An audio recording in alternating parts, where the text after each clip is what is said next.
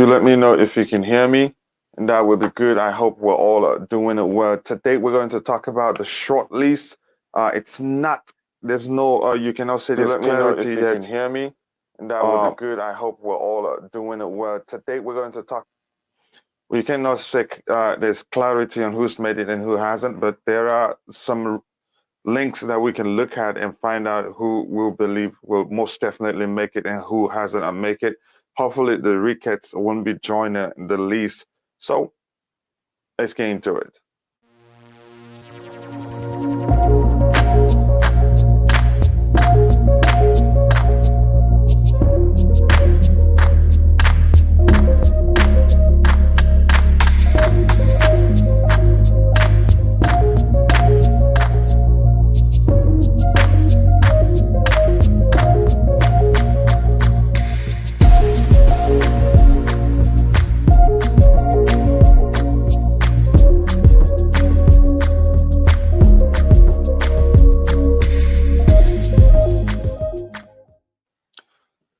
Yes, people, welcome back to Chelsea Perspective. As you all know, definitely we are in the final of the selection process of the sale of Chelsea Football Club.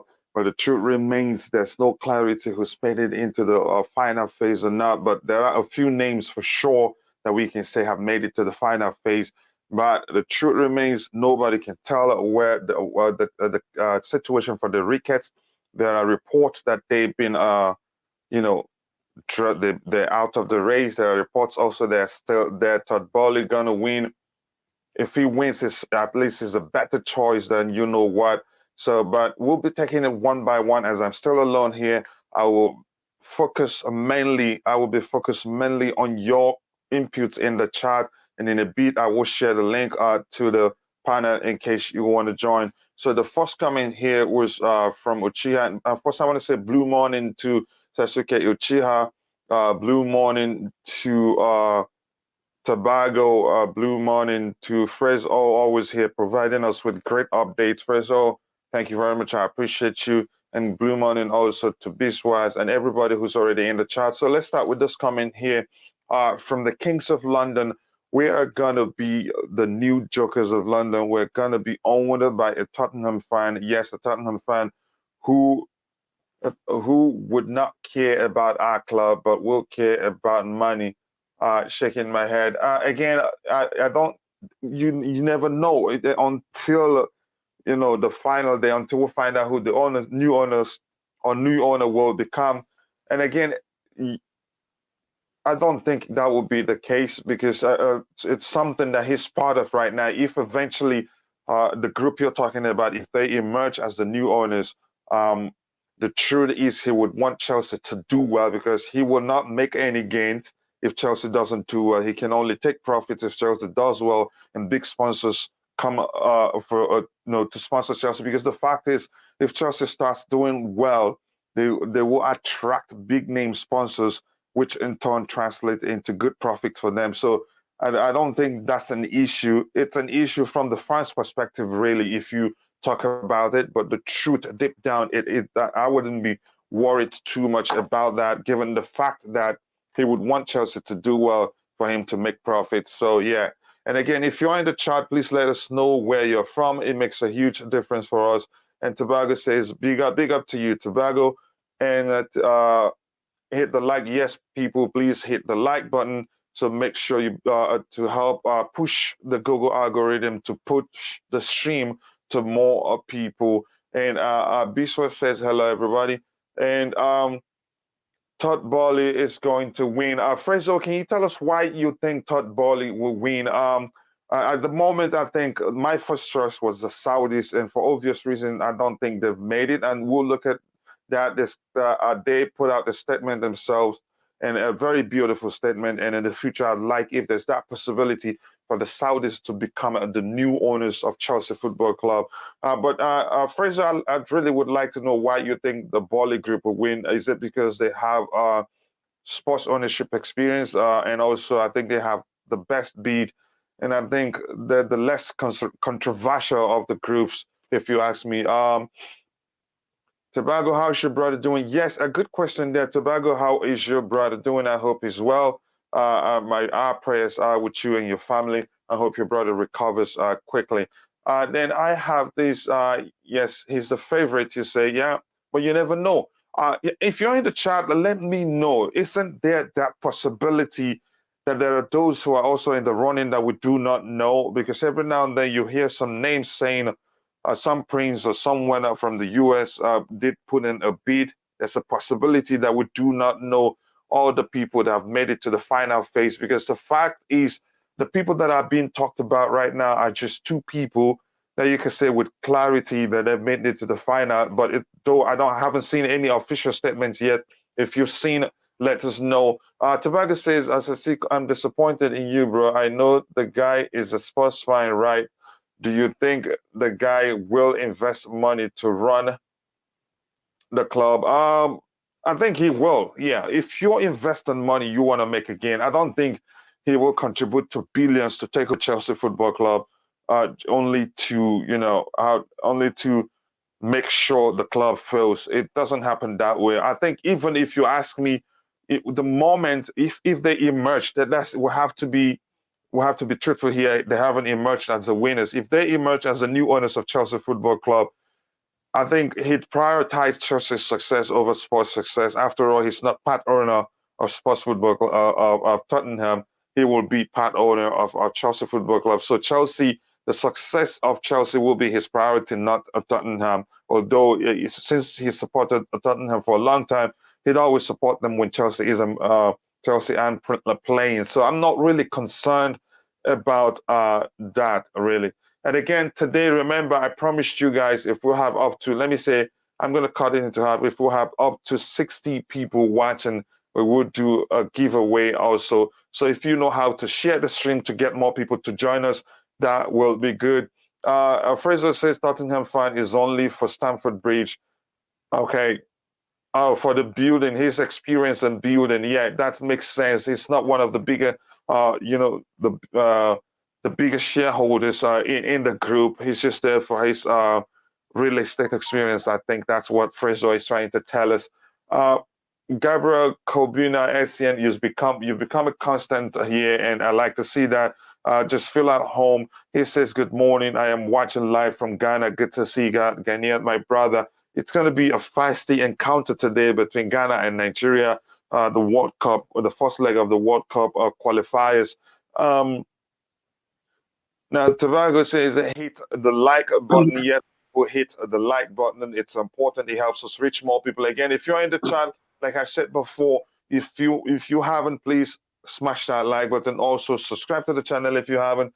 And the day we hit 1,000 subscribers, we would do another giveaway. We need just 45 more subscribers to hit 1,000 subscribers, and you can help us get there by sharing the stream with your friends, family, and anybody you know that likes to listen to content, consume content about Chelsea Football Club. Before I continue, I want to say blue morning to you, and also welcome to the panel. Good afternoon or morning in your case. Sorry, I slept in because I had yeah, you're a human being after all, and we've been stressed quite a bit at this whole period. Yeah, go ahead. And I was I've got a hernia, so I had a hernia attack last night, and I didn't get to sleep till very late. So I apologise. Sorry to hear that. You don't always know. Apologies for that. I hope you're better now. So let me go through these, and then I'll come back to you for any updates. And here we have Fraser saying the sports fan is only going to fix Stamford Bridge, nothing to do with the club inside. So that's it's important to highlight that even though he's part of the consortium, I think they have him in the group because of his development experience. I think that will go a long way. And like I've mentioned before, if he's a shareholder, the truth is his allegiance will switch, because you can't put in money, you can't contribute money even in millions, and then your allegiance will lie somewhere else. I think he will prioritize Chelsea over Tottenham whenever Chelsea is playing, because he's part of the group now. But it's important to look at this comment here, all in capital letters. I think Fraser is making sure you understand that he has nothing to do with club inside. Centricus says, as no one will waste billions. No one will waste billions. That's the truth. You can't put money into something and then be looking up for some other group to do better. From South Africa, yes, my brother, the Madiba people, I appreciate you always being here to support the channel. Nathan said it, and this is good morning, everyone. I am from Port Harcourt, Nigeria. Nice to see you here, my brother, Sheila, the last winner of our giveaway. We have, I think right now, Todd Boehly has all what it takes to manage the team. I think you could say that. And also big up to Fraser says, I saw reliable Chelsea people Twitter report it. Okay, that's good to see. And Just Viola, nice to see you here, Queen of the House, always available to support. Nathan Geeson and Financial Times both report. Okay, so Stav, go ahead. Do you have any update for us today? I'll be honest, no. Normally I check everything before I come on, but I haven't been on. I just woke up straight away, came on. You update me for a change. You update me for a change. Yeah, I will, definitely.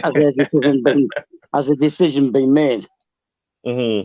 It's not official yet. Nothing. Yes, up Super Eagles from my fellow Nigerian. Nigeria will win against Ghana and eventually qualify for the World Cup. It's not going to be an easy game. Nigeria-Ghana games are all usually feisty. So we'll see what happens. But we're here to talk about Chelsea Football Club and the takeover of our beloved club. Fahim CFC, welcome to the panel, my brother. Thank you. How are you, Stav and Coach? It's been a while since I've been here. Yeah, I know you've been busy, and I understand. I've been good. I can't complain. How about Stav? You let him know how you're doing. I can't say for you. Yeah, I'm okay now. I wasn't last night, but I'm all right, Still trying to wake up. So I'm assuming Ted Boehly is the unofficial new owner to be. Is that what you're saying? Is that how you see it? I don't know, because I don't know what's happened since last night. All I know is who was left out last night.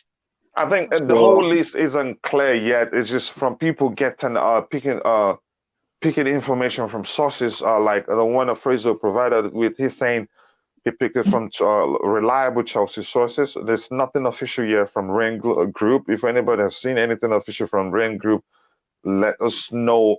Fahim, do you have any update for us? Not necessarily. I just know that Saudi Media Group and Nick Candy's consortium are completely out of the race at this moment. So it's pretty much Todd Boehly's, Sir Martin Broughton, and the Ricketts family. I think Todd Boehly and Sir Martin Broughton are confirmed that to be on the short list. I think that's what I'm hearing. And the Ricketts family, they're like a preferred bidder to Rain Group. So I would expect Rain Group to put them on the shortlist, but despite with the No to Ricketts campaign, they won't be chosen by the Chelsea board. It will be between Todd Boehly and Sir Martin Broughton and consortiums, in my opinion. Yeah, I do not think the Ricketts family will go. That is, they will emerge as the new owners of Chelsea Football Club, because I'm sure whoever that is representing Chelsea at the table, including Marina, Petr Cech, Bruce Borg, I think they're very much aware of the No to Ricketts campaign, and even some big names. Let me see. I might not know this guy. I think you guys will know him. Let me see this. Something that DJ shared with me. Staff, do you guys know this man here? Let me see the video.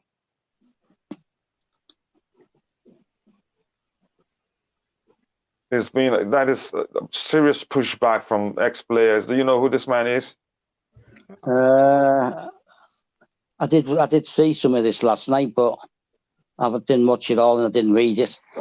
Okay, let's see. Yeah, go ahead. Yeah, same. I just saw that this popped up yesterday. I didn't really watch the full video. Okay, let's see what he has. I think he's a pastor. I think I sat in a room by myself for about a half hour. Yeah, Pastor. Okay, let's establish this. Pastor Jared sent Mark Baptist Church, Omaha, New Hampshire. I think NE, what the abbreviation there, but I think they know something about the Ricketts. So let's listen and see what he's saying here. Pete Ricketts and the police chief of Omaha, Nebraska, talking and sharing. Other pastors showed up in the meeting and a few African-American leaders.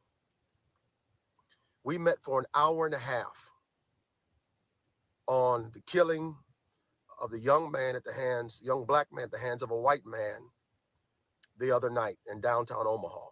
We met on it. I put context to the issues surrounding the systematic racism that produced it.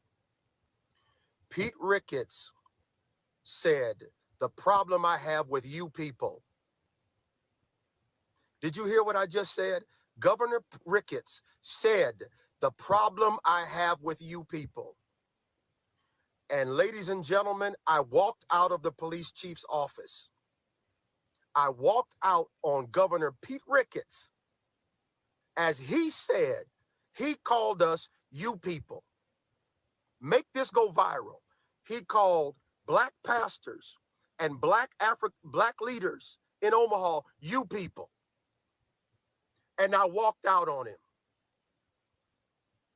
That's why the city is going to go up in flames, Mrs. Mayor and Mr. Chief. You're not listening, and you can't listen, because at the top of the state is a racist governor. He called us you people. Okay, that's by the way. I think we get the point. This is a pastor in another state, because the Ricketts family, they're well connected. I think one of them is a governor. I think that's what he's saying there, and he referred to the African American pastors, and we're in a meeting where they were talking about a kid who's been shot by a police officer. As he referred to them as you people. So to me, it's gone beyond what their father said. I think it's rooted in their family. So I'm hopeful. I'm still hoping, because it's not clear yet whether they've made it to the final phase. And like you're saying, there's a chance that the rank group will include them. So go ahead, Fahim. You were saying something. I mean, look, they've got bad history.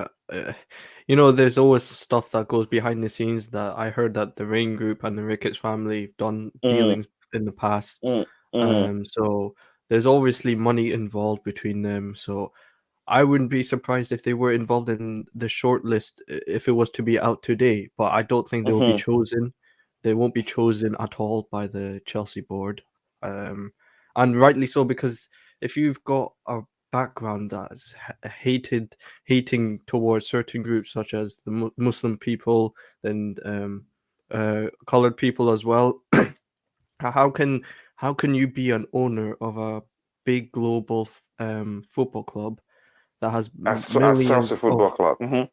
millions of fans that are either Muslim, colored, and look up to Chelsea as like one of their most enjoyable entertainment sports. So, and you have the players as well. So it will just bring all negativity to the club. And to be honest, like I definitely do not want them at all near the. No, I don't want them. And again, I think you hit the nail right on the head. I don't see that happening. There's no chance. They may be trying to see if the pushback will relax a bit, but it's not relaxing. It's picking.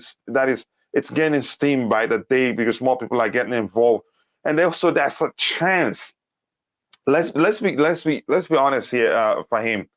That's a chance that they may be trying to not to quickly release the short list so that people will not demonstrate. Yeah. Because if they do, because probably we've established the other day that the Ricketts family, they have a business relationship with Rain Group.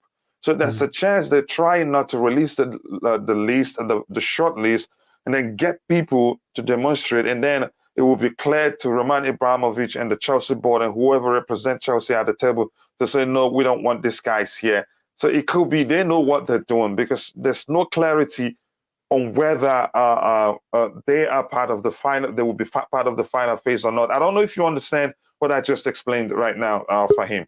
No, I understand. Yeah, but you know what? I have a question. Yeah, go ahead. I have a question. Like, who were the ones that chose Rain Group in the first place? Because I still don't know why they are the one dealing with this sale. If you ask me, I'd say Roman did himself, but probably he knew nothing about the business relationship they had with the Ricketts, and nobody knew all those things about the Ricketts until they emerged as one of the potential new owners of Chelsea Football Club. So there's no way you would have known that such exists. But Stav, I'll let you answer Fahim's question. He asked who was the person that chose the Ricketts as the people to chose the Rain Group as the people to facilitate the sale of Chelsea Football Club. Well, someone within the club, obviously. Whether that's Roman or someone on the board. It could have been Bruce Buck, he's American. I would imagine I would imagine Roman's used them before. So that's probably why. So does Roman have any say who's going to be on the short list? No, the short list is by Rain, and then the board decide on the short list. I saw some content providers last night having a go at Marina and Bruce Buck, and they were complaining that they've let the fans down and this and that, and other people were still over Roman's protecting them, and it's just garbage. It's the Rain Group are doing the short list. If you remember yesterday, I said that an issue with the board not seeing all the applicants, that it was left to Rain Group, right? And I said they should see all of them, and they should have an input to the short list. And then once they've got the short list, they can look at them everybody more closely. So just to update me, are we now saying that they haven't been left out of the short list?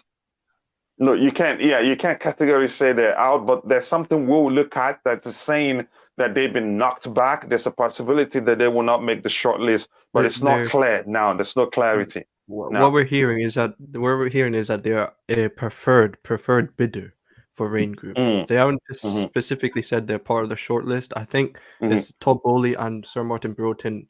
I think that it's confirmed that they're on the short list. It's just the third one. But I have a feeling they will be on the short list, but they won't be picked, in my opinion. And more importantly, we'll have to understand, I think, one of the things that gives me joy that we've learned over time from him is that the Rain Group, they don't have the final say, right? Yeah. Yeah, exactly. The Chelsea board has the final say, as we've learned from Stav himself here. So to me, I'm not really concerned. Even if they make it to the final stage, I don't think they will emerge the winner. Except Marina and whoever that's representing Chelsea will be it will be ignorant of them not to be aware of the campaign of the club for the Ricketts family not to take over the Chelsea Football Club. And ladies and gentlemen, if you're watching, CFC for him is a great channel. It's an up-and-coming YouTube channel. I think you should go check it out. And believe me, you will not be disappointed. He's always objective, no clickbait. And that's why I'm good friends. And then over time, we've become brothers. So please go check out CFC for him. So coming back here now, let's look at this statement here. Just to answer this question by Gabriel Kobina, SCN, any news about the Saudis? I think you could say the Saudis, they're out, because this is from one of their representatives. He said, we did our best, disappointed, but we will continue to bleed blue. That is a very, very sweet, sweet comment for somebody who's lost out of something they wanted dearly. So it's good to see that they will still remain blue. So, yeah, I think the Saudis, clearly they made the news. They let it out yesterday that they've been told that they haven't made it to the final phase. So there you go. You have an answer to the question you just asked if you're still there. Now, let's go to this one here. It says, can the Rain Group or the Chelsea board, UK government, come out and tell us what is happening concerning the sale? It's taking too long. I don't think the UK government has a hand in it. They just want to make sure they just allowed the club to be sold. They have nothing to do with it. The Chelsea board also can't give you any answers. I think it's up to the Rain Group to say, okay, this is where we are at with everything, and here's who's made it to the final phase, and they haven't done so. There's no official statement from them. Correct me if I'm wrong. Did you see anything from them as staff? No, I've not seen anything from them. How about you, Fahim? Have you seen anything? So what was this about? Sorry.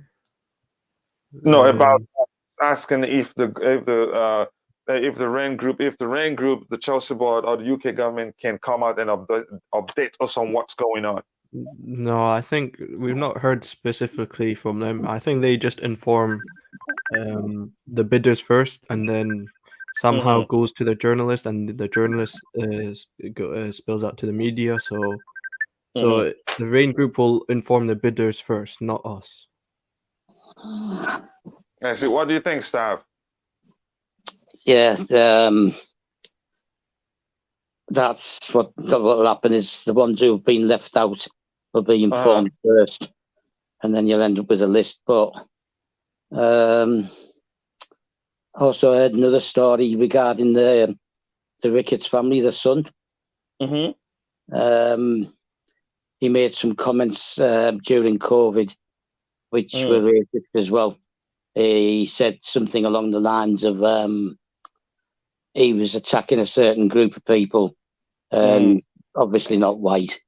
And he turned around and he said, I suppose they'll make good, what was it he said? He said, I suppose they'll make good bodyguards or security guards for the COVID concentration camp. Yeah, I think that's horrible. That's a seriously horrible comment from.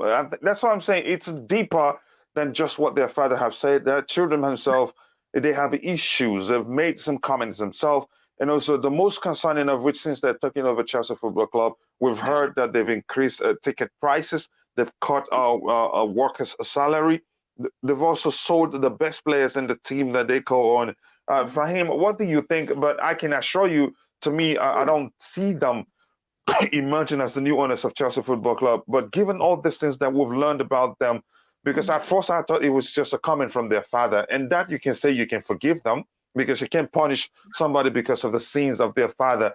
You get my point now, but it's gone beyond. A lot has been dug up. Now we're learning more and more about their behavior, and so somebody who's way into beyond 40 years old to still behaving like that, I don't think that person would change. They can only change on the surface just because they have to deal with others who have, who behave differently and where, so that they can be accommodated in areas where they have to do business. Fahim, I'll let you go ahead. What do you think? Yeah, like they shouldn't be even considered at all. Like they should be out. They should be the first one out of the race, to be honest. But it makes sense why they're in the race because of their relationship with Rain Group. But they've got a really, really bad history. Whether that's from their father only, but it seems like it's it's the rest of the family involved in these bad history as well. So it's not just the father. It's also because if you get it's the Ricketts family. It's not one person. It's not the father only, right? It's not like the son or the daughter, whatever it is. It's the whole family involved at being involved by Chelsea. So it ultimately means the father will definitely be involved. So yeah, we can say that it's just the father being involved in these sort of leaked emails saying Islamophobic comments, but in general, like he will have a proper, like if he was to become an owner at Chelsea Football Club, he would have a say in these matters. And I don't understand why they've been considered the one of the main front runners. But one thing I'll say is that they don't have in the football aspect is that they don't have a plan. They don't have a plan like Todd Boehly. Like Todd Boehly has a clear plan and vision, and that is to win. Like, what's the aim of elite sports? Is to win the top trophies. It doesn't matter what sport it is, whether that's baseball, basketball, or anything like that. The aim is to win the top trophies, and it's proven that Todd Boehly in the past has said that in his interviews is to win the top trophies. Whereas the Ricketts have not mentioned anything about their plans with winning trophies, or plans of redeveloping the new stadium or anything like that. So if you don't have a plan, please don't even consider them at all. Yeah, exactly. I think you could argue I think the Ricketts, I think their participation in the whole process is wrong on so many levels. They don't have a clear plan. I think it was Pierre the other day. I think he tried to explain something, but nobody has ever. I haven't heard people talk about their plans as much as they talk about the plans of all the participants in the selection process. Taran says, "I love seeing stuff in the chat."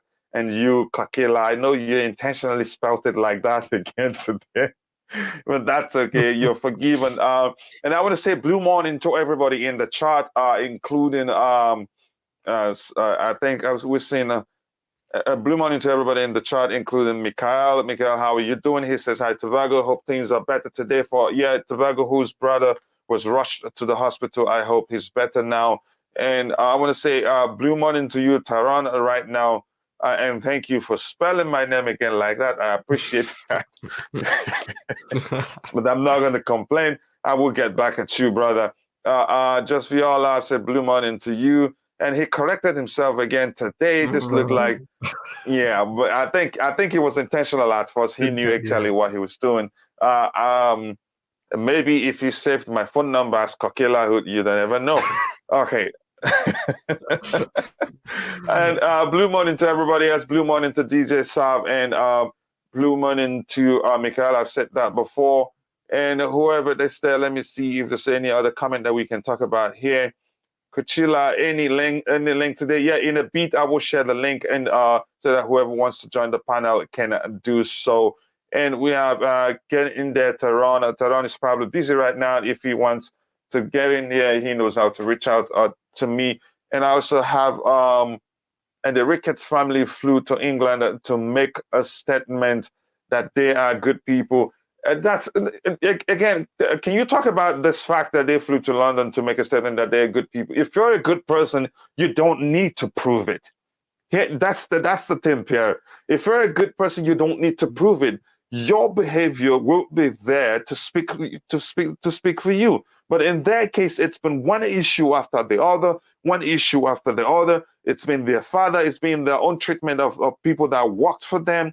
It's been how they raise tickets money. It's been, one of the brothers who's a governor, I think you saw a pastor. We played the video of a pastor who talked about the Ricketts family, how they referred to Black people as the problem with you people. So a family, enlightened as they are, though they're ignorant in terms of how they talk about or treat other people, a family as big as they are, as rich as they are, who deal with people, deal with the public every day, should know that you don't make such statement refer to Black people, especially in America, as a you people.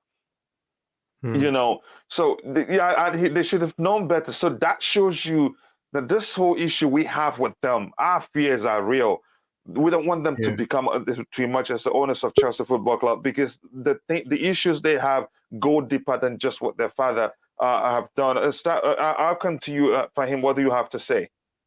Yeah, the fact that they had to, I think the reason they flew to England is to sort out all this No to Ricketts campaign and to have discussion. Because they know themselves that they're in a bad position in terms of from the fan base. They know that the No to Ricketts campaign is growing massive, so they have to solve that issue.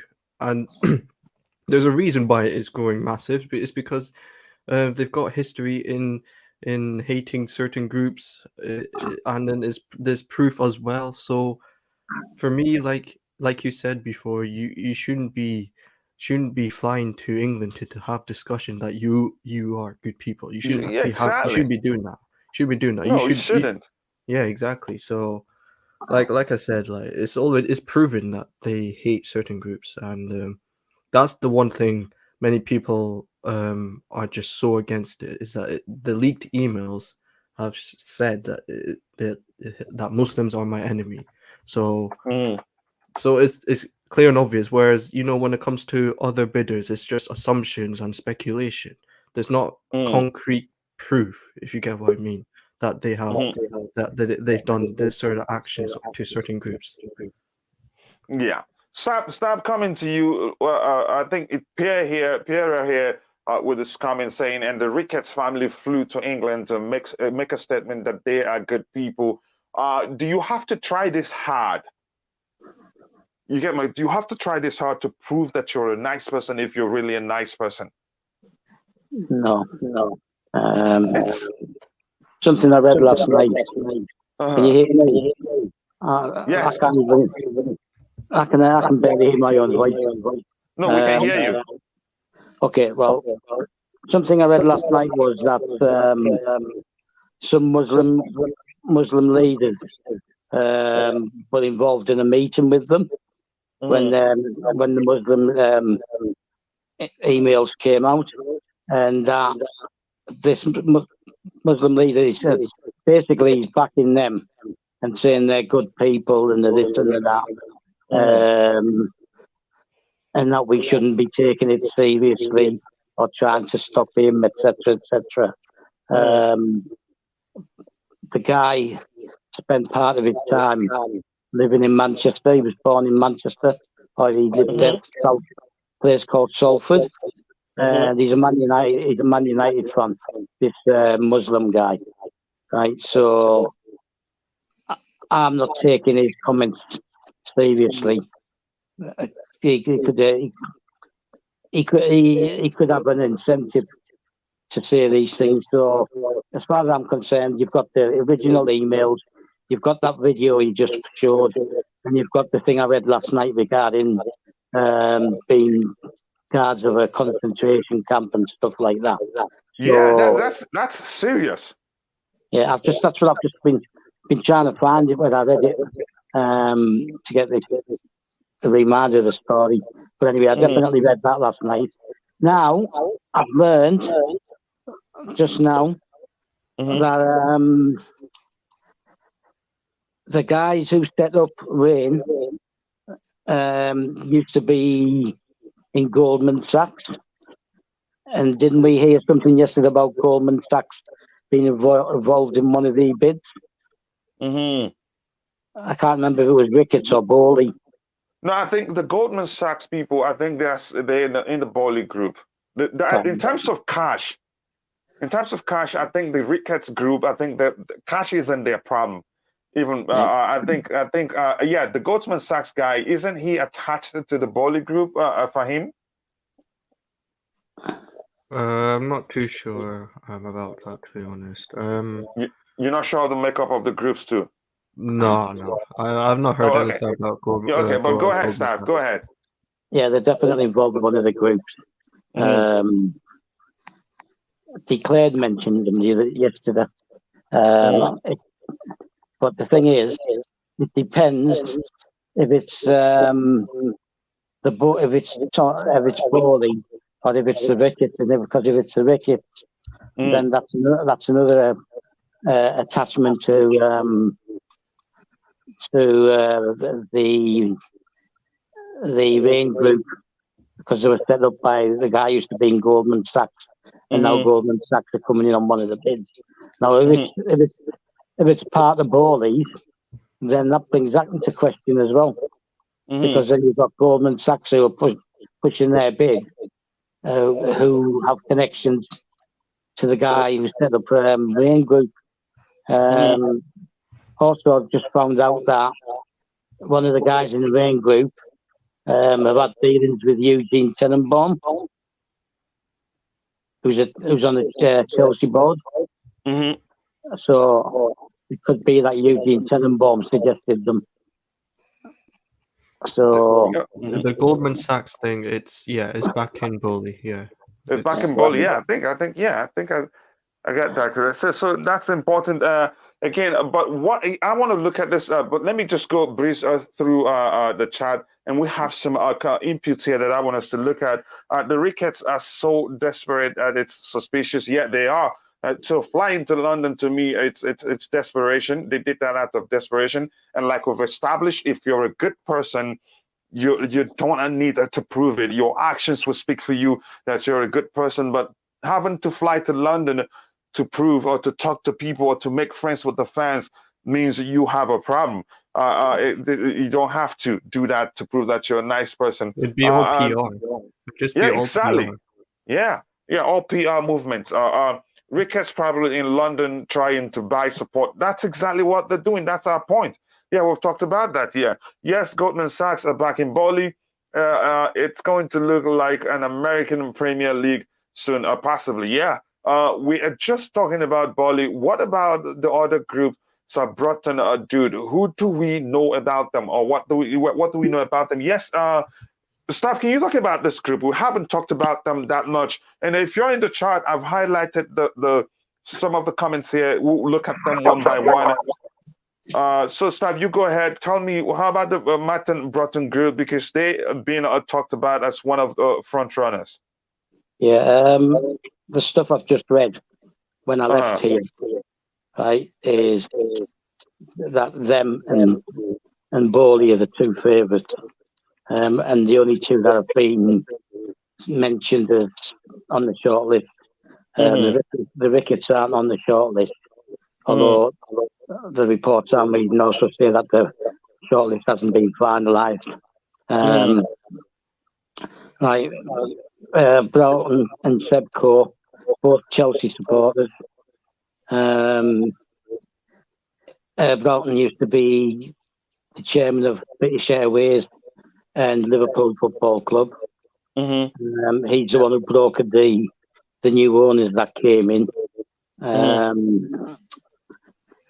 So they're both Chelsea fans.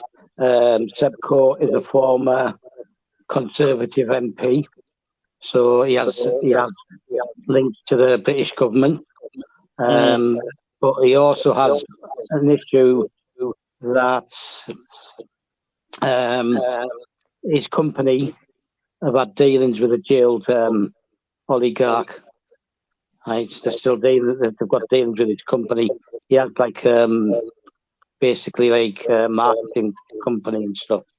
So there's that, and there's two Americans involved.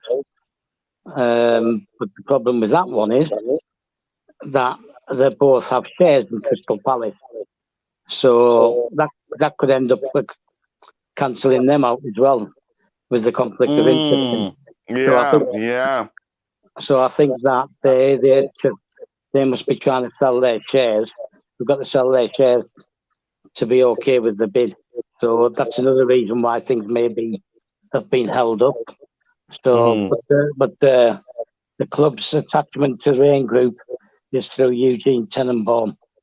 So, I mean, that's all reports last night that the Ricketts Group was out from various different sources, including. Let's look at that quickly. I think I have it somewhere here. Let me find it. It's from this. I don't know who this guy is. Let me know if you know him.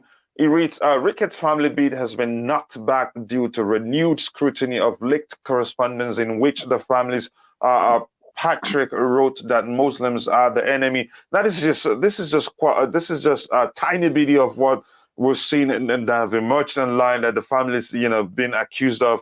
We've watched the one from the pastor, and we also had to see the head of the Chelsea supporters group in Chicago make a video and write an open letter to Chelsea and the UK government. So I think this is serious also, I must say. But go ahead, Stav. So we could say they're out, but you cannot say until it's official. You could just call this speculation. And by the way, it is from Arash Masoudi. I don't know him very well. So to me, you could still say it's all speculation. Go ahead, Stav. Yeah, is that the one you showed me last night from Twitter? I think possibly the one, yes.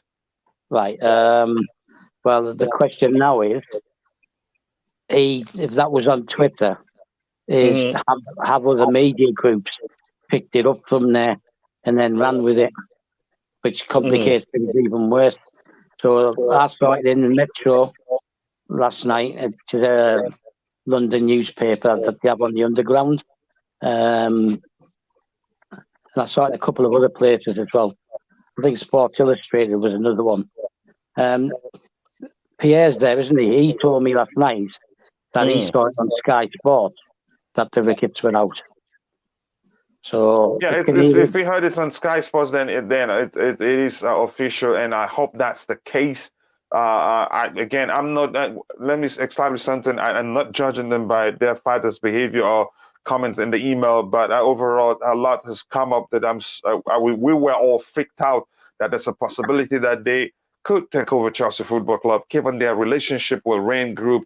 Those things were all scary to us, not just me, every Chelsea fan.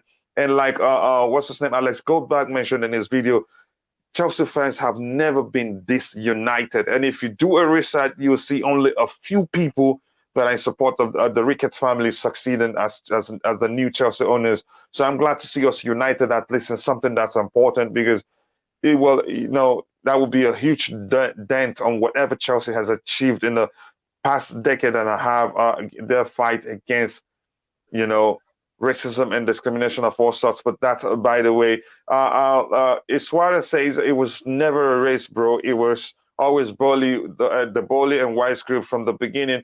You could say that, but the fact still remains. I don't think we'll know all the people that are in the running to take over Chelsea. There's a chance, there's that possibility that are people who've also put in the bid that we don't know about, who just wants to remain anonymous, except if they eventually emerge as the new owners, then we get to know who they are. It says, no kidding, all the owners of the original top four club might be Americans. Yeah, that's a chance. So, Staff, go ahead. You were saying something. Yeah, basically, if Pierre's there, can he confirm if he saw it on Sky Sports? Because I looked on their website last night, and I couldn't see anything on the Sky Sports website. And then I started watching Sky Sports News, and there really wasn't much on there either.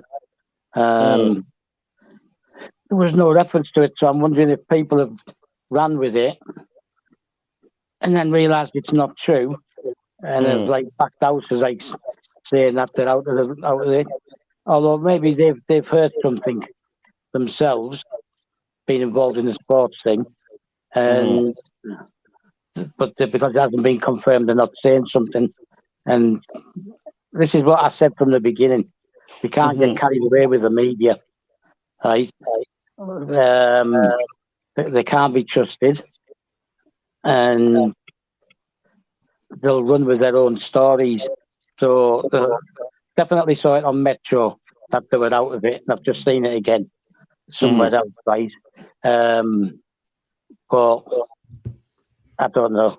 Let me bring Tobago in. Tobago, what do you think about the fact that the Saudis are no longer part of the process, and there's still a chance that the Ricketts, because there's no official statement from anybody, and the Ricketts themselves haven't released a statement, except maybe if they already know, but they're trying to sue, but possibly because that's the common thing Americans do in such situation.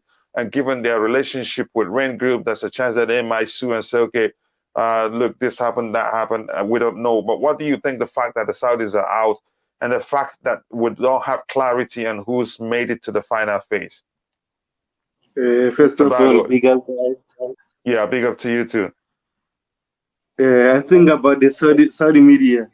They are not just sure where the money is from. Like they're saying, they are linked to the government, and then if they are the front runners, it might take time for them to be our owners. So they need to make an investigation, just like Newcastle they did for them. So I think that is the main problem for them. Because remember, we have a deadline on a new license we have. So if we don't get a new owner by that time, it will be a mess. And then about the Ricketts, I think, to be honest, they're making advantage because they have a good relationship with a Rainy Group. Besides that, all their records are bad. And also in England, they're running a campaign of no room for racism. But why even Reina decide to consider them for that? Because like clearly, if they are coming in England, that means we must not use that campaign anymore. Because like those guys, they've hacked so many information about them. They're clearly racist. It might be not of all of them, unfortunately, but some of them, they are racist. And then about Todd Boehly, I think is the front runner because, like, in 2019 he wanted to buy Chelsea, and then he came again also. He wanted to buy the team also. So I think that is good because, like, clearly this guy didn't want to give up on Chelsea. And about Sir Martin, I have an issue with someone on his group, a consortium. Is part of owner of Crystal Palace. So how will that work? So why were they considered in the list first of all? So I think that is a mess also. So I don't know what Reine Group is investigating Yeah, about it. I think given the points you just made, I think Stav also have alluded he's alluded to it a bit. And the fact that those guys have the part owners of some clubs in the Premier League, I think that creates a problem. And Stav did say how that could also cancel them out.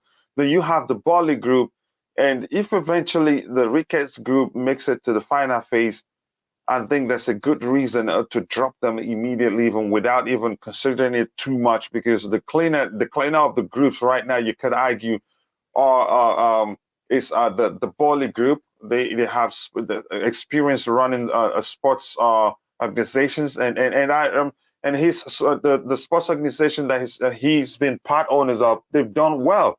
So, and again, they have money too. I could care less much about what Weiss or Wiss, however, the Swiss man, the comments he's made about Roman Abramovich. To me, that doesn't mean much to me. I'm gonna let Fahim, can you come in and talk about what Tobago just talked about right now? Are you concerned that one of the groups is, the makeup includes some people who are part owners of some other clubs in the UK? What do you think? Yeah, I heard that. Well, I don't know much information about it, but I heard that they would have to sell some shares from Crystal Palace in order to buy Chelsea, which means that it would probably take even longer. The process will take even longer to buy Chelsea. So I just want this to be quick done just before the international break finishes, which is probably, I think, next week. So do you for really me, think it's like, possible? it I mean, seems, we can have an idea of who the owner is, but the process I don't think will be complete by the time the international yeah, break ends. But yeah, go ahead. yeah. So like, so I heard that what's his name? I forgot his name. Oh yeah, but Sir Martin Broughton, right? He was Liverpool's chairman. I did my research that he was Liverpool's chairman back in 2010 before giving it to FSG. So he has some experience in football, but it's his consortium that includes Lord Sebastian Coe, who was an MP before. So he has links to the government. So that's something that we don't want at all. And yeah, but you know what? I want to answer Pierre's comment saying Mhm. about Which one of the what was it? comment? This one here? Yeah, I think it was about I keep forgetting their names. Oh yeah, the Ricketts, yes. I think they were updating us about they are a preferred bidder, not saying that they are on the short list. I think many people online were just getting confused what they meant about preferred bidder. Like, does it mean are they on the short list or not? I think it means that they're just possibly going to be on the short list or not. Like, it's a preferred, so they're not on the short list. They're not really confirmed that they're That's on the short list. if we were up to the rain groups, if we were up Yeah. to them to say this is the final, this is the person to become the new Chelsea owner, they Yeah. pick the Ricketts. Yeah. And Sky Sports confirmed it that it's Todd Boehly and Sir Martin Broughton is on the short list. So them two are definitely But confirmed. that's not it for the short list. That's from the short list. Did you say from the short list? If they didn't give everything, that doesn't mean that's the short list. It's not Todd No, Boehly that's not and the short list. No, that's not the full short okay. list, but they're included. They're sure that included in the those short- two have made it Yeah, into yeah, it. them two are made it, but we don't know if it's just going to be them two. It could be down to two consortiums, 3 or 4. We don't know, so we'll just have to wait and see. Yeah, Pierre, how are you doing? I'm doing okay. And first of all, I hope I'm saying your name correctly. Yes, you are. Oh, thank you. I appreciate that. Shame to staff. Pierre, coming to you.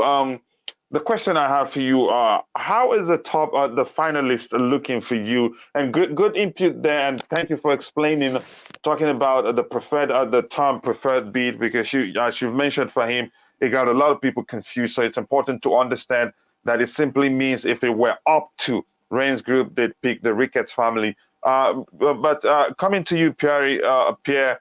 What do you think about the short list and the people we've heard that are in the short list, and who else do you expect could join them?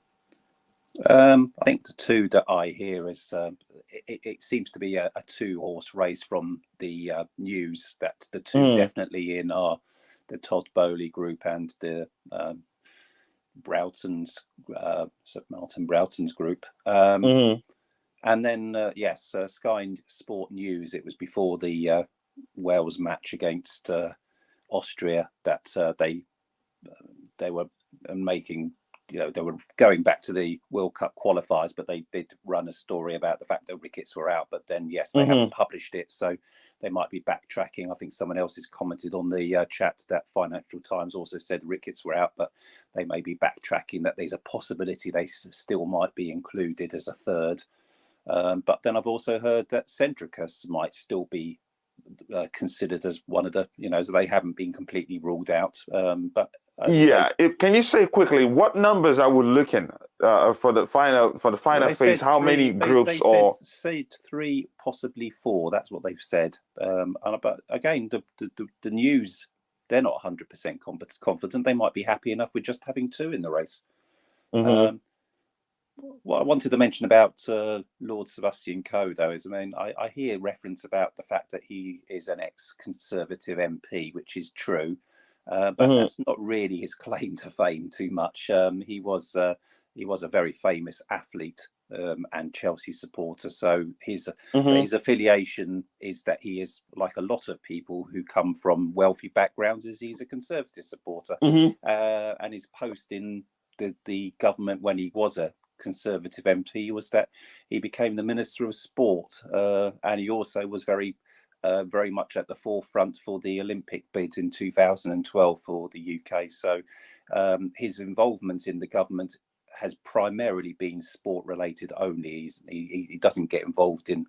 He didn't get involved in anything important. He didn't sit on the cabinet specifically, apart from being the Minister of Sport. So that's not to justify him in any shape or form for being a Conservative, but as as many people have said, Nick Candy, being a rich person, he's a Tory voter and donates to the party. A lot of rich people in the UK will vote Conservative because it's in their interest, because they on the whole look after the rich people and not so much the poorer people. So and Seb Coe will be in that category. He's had a bit of a privileged background, so his affiliation politically will be with Conservative, not Labour. Yeah, I think it makes sense there. But another question I want to ask is this: I think we should address that. Possibly in the Boehly group, we have somebody who's been rumored. I don't know him well. It's been said that he's a sports fan. I know you guys know who I'm talking about. The question I want to ask is this. Yeah, go ahead. You're talking about Daniel Finkelstein, who is an ex-Times correspondent in the he wrote as a football correspondent. And yes, he's a former British journalist. He's part of the Todd Boehly Group along with Barbara Sharon. So those are your 2 Chelsea supporters, because he's a businessman, journalist. So what I want us to talk about right now, because it's a huge concern for the Chelsea fans, it's been talked about, and I want us to look at this quickly, and then I'll come back here. I think I've lost that comment, but I'll try and find it. Okay, the fact that he's a sports fan, or maybe if that's the case, and then he invests, he's one of the new owners of Chelsea Football Club. I think he would change. I think he will. You could say automatically become a Chelsea fan and would want Chelsea to do well and even do better than Spurs when they face each other. Because if Chelsea does well, then Chelsea will attract big sponsors, and that's good for him. What do you think about that, Pierre? Before I go to start. You're talking about Goldstein, aren't you? Yeah. I mean, he's in there as a property developer. If I was to swap one person round, I mean, I know lots of people don't like Nick Candy, but obviously he had his own consortium, and one of the reasons he didn't want to join this one was because Goldstein was in there. But if I wanted to swap one person in this particular consortium, it would have been to get Goldstein out, Nick Candy in as the property person in there, because I think with Barbara Sharon and John, and David Finkelstein, he would have had more Chelsea influence. People before go ahead. You were saying something. No, just saying that he'd have more people supporting the club, and we wouldn't have this thing about Goldstein and the fact that he's a big Spurs fan. If he does end up being part of the owning new owners, I don't think he will have too much input. He won't be the actual owner. He'll be part of that consortium, and I don't know what input apart from the actual rebuilding of Stamford Bridge I don't know what else he'd be involved in. He certainly wouldn't be there to support the club. I think he's Spurs through and through. Yeah, and thank you for explaining the fact that he's there just for the rebuild of the stadium, but still it's still a concern for some Chelsea fans. So, Matt, I'm gonna come to you in a bit, and if you haven't, guys, you have Matt's new channel. It's called Z Volley on YouTube. Please go check it out. A great channel he just started, but I think it's growing really, really fast, and I urge you to go check it. He has some great content there. I've checked it out myself. So, Stab, coming to you, what do you think about the fact that ghosting is sports through and through? I think was that how you phrased it, Pierre? Let me not misquote you. Listen, bring someone else in for a minute. Just bring someone else in. Okay. Matt, what do you think about ghosting being a sports fan? Did you say, Pierre? Did you say he's sports fan through and through? He is a Spurs fan. I think he's a season ticket holder. I mean, if you took his interest in this particular consortium, you're a property developer. You are part of a winning bid. I mean, I'm not sure who approached who, but obviously Todd Boehly and the Swiss person, Weiss, were favourites quite early on. He was part of that equation very early on. I'm not saying that they're going to win the bid, but if you're coming in, you're part of a property development, and there is the possibility of redeveloping Stamford Bridge. How much money is it going to make his company?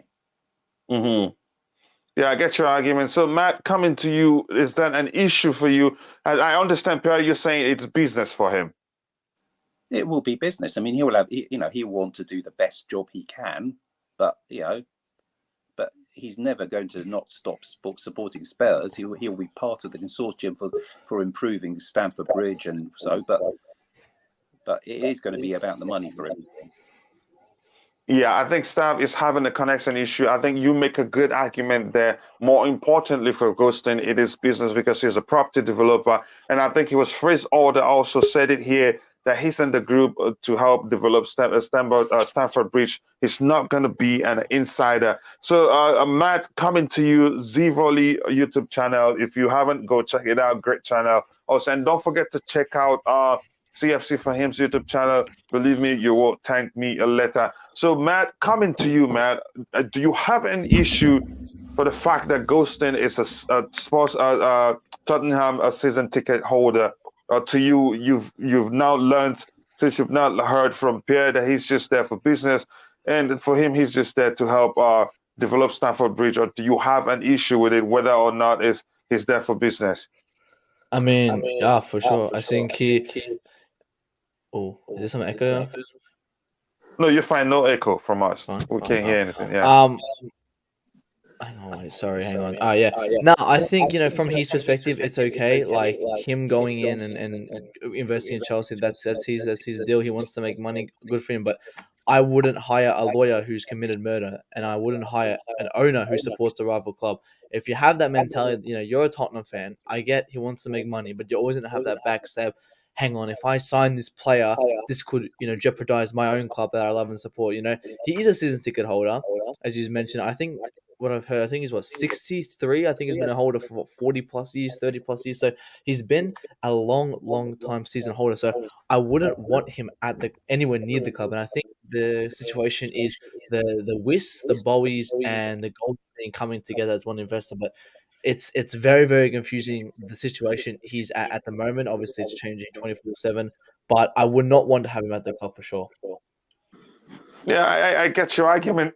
Here's the question I have for you, Stav. If he's part of the consortium, right, and they emerge as the winners, can you explain to us what level of that is in terms of decision making? At what level would you place him? Would he even be involved in decision making in terms of what the club does outside of restructuring Stamford Bridge? Can you help us there, Stav? Well, it's going to be. How can I put this? It's relevant in how much they pay to be part of the consortium. The less they put into the consortium, the less influence they're going to have, because their percentage will be lower. And it's pretty obvious that Boehly's going to be the main guy, then followed by Wiss, then followed by Goldstein, Finkelstein, and Barbara Sharon. They're going to be minor. The way I view this is, as time goes on, Boehly will probably start buying them out one by one. He obviously has to keep Goldstein in because of the experience with developing stadiums and things. I'll be a bit like Pierre. If Candy was up for it, I'd swap him out and put Candy in. But that's the consortium that's going to be. So. But don't you think it's a bit too late to swap out anybody because you're? I'm saying it. My own preference would be that, but he's not going. He's only going to have a relatively low influence unless Todd Boehly is going to just sit there like an idiot and listen to him. If anyone's going to have an influence, it would be Finkelstein and Sharon, the woman, right? Because of the Chelsea allegiances. So if Boehly's going to listen to people, it should be that. With Goldstein, if it's related to just building a stadium, for me, it's not that big an issue. As far as I'm concerned, he can be involved. He can put a couple of million in, whatever it is. He can advise on the stadium. I don't know if he had any involvement in building Tottenham Stadium or not, because let's remember there's a new stadium. If he did, and he produces a stadium similar to the Tottenham one, then it's not a bad thing. And then he can go and bugger up every Saturday to White Hart Lane, the new White Hart Lane. I don't care. But if it means that Boehly gets it instead of Ricketts, then I haven't got a problem with that either. I'm not going to say I don't want Boehly because of Goldstein. So when I just pulled out there, and I said get someone else in. The Ricketts were on Sky Sports. They were showing a picture of Ricketts on Sky Sports, but because I've got the TV turned down, maybe I missed it. So I'm going to keep my eye out. So if I drop out all of a sudden, it's because no of problem. That's important. Yeah, to give us proper update, I think it's important. We have Just Viola also looking with our eyes on the news and Twitter everywhere. So if you can get us an update, we would appreciate it. And thank you for taking some time to also talk about that. Pierre, I'm coming to you now. Because this is an interactive show. It's driven mainly by the comments in the chat, and I have seen a lot of great input there that I will look at, some from Mikhail and also from Iswara. But for this one from Sasuke Uchiha, he says, do you think that we will lose a majority of our fan base if the Ricketts were to buy Chelsea Football Club? Yes. I'm going to say a few. There will be an exodus. Some will leave because also it's not what they've done is not something that can be easily swept under the rug. I think it will be difficult to explain why they emerged the new owners in the first place. You go ahead, Pierre. Tell us what you think about this comment. Well, personally speaking, regardless of who the owner is, I would still support Chelsea. But I don't think it would help encourage new supporters to Chelsea. And obviously, anyone who objects to the new owners and says they can't support the club, that's their decision, I would say, in the end. Yeah, I think you made a great point. How about you, Matt? As for me, I'll remain a Chelsea fan. I think if you're Chelsea through and through, I don't think that will be an issue for you. You just keep voicing your opinion on how you don't like them, or maybe that will force them to sell if that's possible. But I don't think, again, I'm going to repeat myself, I don't think they will even make emerge as the winners. Matt, what do you think before I go to Tobago? If you're talking about the fan base situation, yeah, I do see us losing a minority. You know, nothing on the high percentages, just because of the situation that the Ricketts are in, and you know, a lot of obviously the Muslims would not support it. And obviously, we've heard verbal communication, nothing confirmed, that obviously some players don't feel comfortable if you have someone like that at board, and I understand that situation. But is the Ricketts the Rain Group? I forgot who the Rain Group is. Is the Rain Group the Ricketts? No. They have a business relationship. They established, I think, what's it called again? That to help them buy a sports group and something like that. They have a working relationship that all the bidders could argue is, conflict. There will be that there's conflicts of interest in place. That the process isn't fair. So they're not one. They're different organizations, but they formed. They have an organization, I think, past few years to help them buy a sports team or something like that. Okay. So they're not synced No, up. they're not one. Okay. I got confused with that because I think some tweet I saw confused it. But obviously, the fan base it would drop a little bit, and there would be massive protests. There'll be massive conflict. There'll be separations between the fan base, but that's why that's something I do not want in Chelsea right now. I think we've gone through way too much. I would rather have an owner with less net worth than have this Ricketts family who has high net worth. Yeah. How about you, Tobago? What do you think? Yeah, I think some of the fans might leave the club, but majority will stay. So even me, I will stay. I'm a Chelsea fan for life. Unfortunately, we can't replace Roman Abramovich. So we just have to accept the situation. Hopefully, we get the right owners that will love the club and do things for the best thing for the club. Yeah, because they're not going to be Chelsea owners forever. But that is if that happens, and I don't see it happen. It's a big if. There's a lot to answer to. That is, if it ever happens, it raises a lot of questions, and it just puts a huge dent on whatever Chelsea has achieved in its efforts against discrimination, anti-Semitism, and all sorts of discrimination. I start coming to you. What do you think about this comment, so we can look at some other comments in the chat? Yeah, I suppose in a way I could speak personally that because of my background, same as Nick Bloom, right? We're both Cypriots. The question did arise when the clown that is Bayrak, the Turkish guy, was putting himself in there. That would have had an influence on some of the Cypriot community for the reasons that, you know the situation. I'm pretty sure that Pierre would know as well what the situation is. And there was murmuring regarding him getting it, but it wouldn't stop people. It wouldn't have stopped any of us going. I mean, obviously I can't go because I'm thousands of miles away now, and so it does affect people. People will consider it, but the majority of those who actually go to games, they're not going to change. They'll still go, and it'll be a minority. But it's not a good look. That's the situation. Is that it's not a good look, even if people accept it. It's not. It doesn't look good on the club. I'm fairly confident they're not going to get in it. Right. I think the situation is.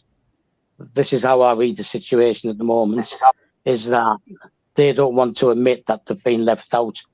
And so far, up to now, it's the bidders who have been saying they've been left out, not the Rain Group. So maybe it would help if they have been left out, the Rain Group said something. But they're obviously, because they're doing dealings with them, they're not going to be the ones who want to say they're not in it anymore.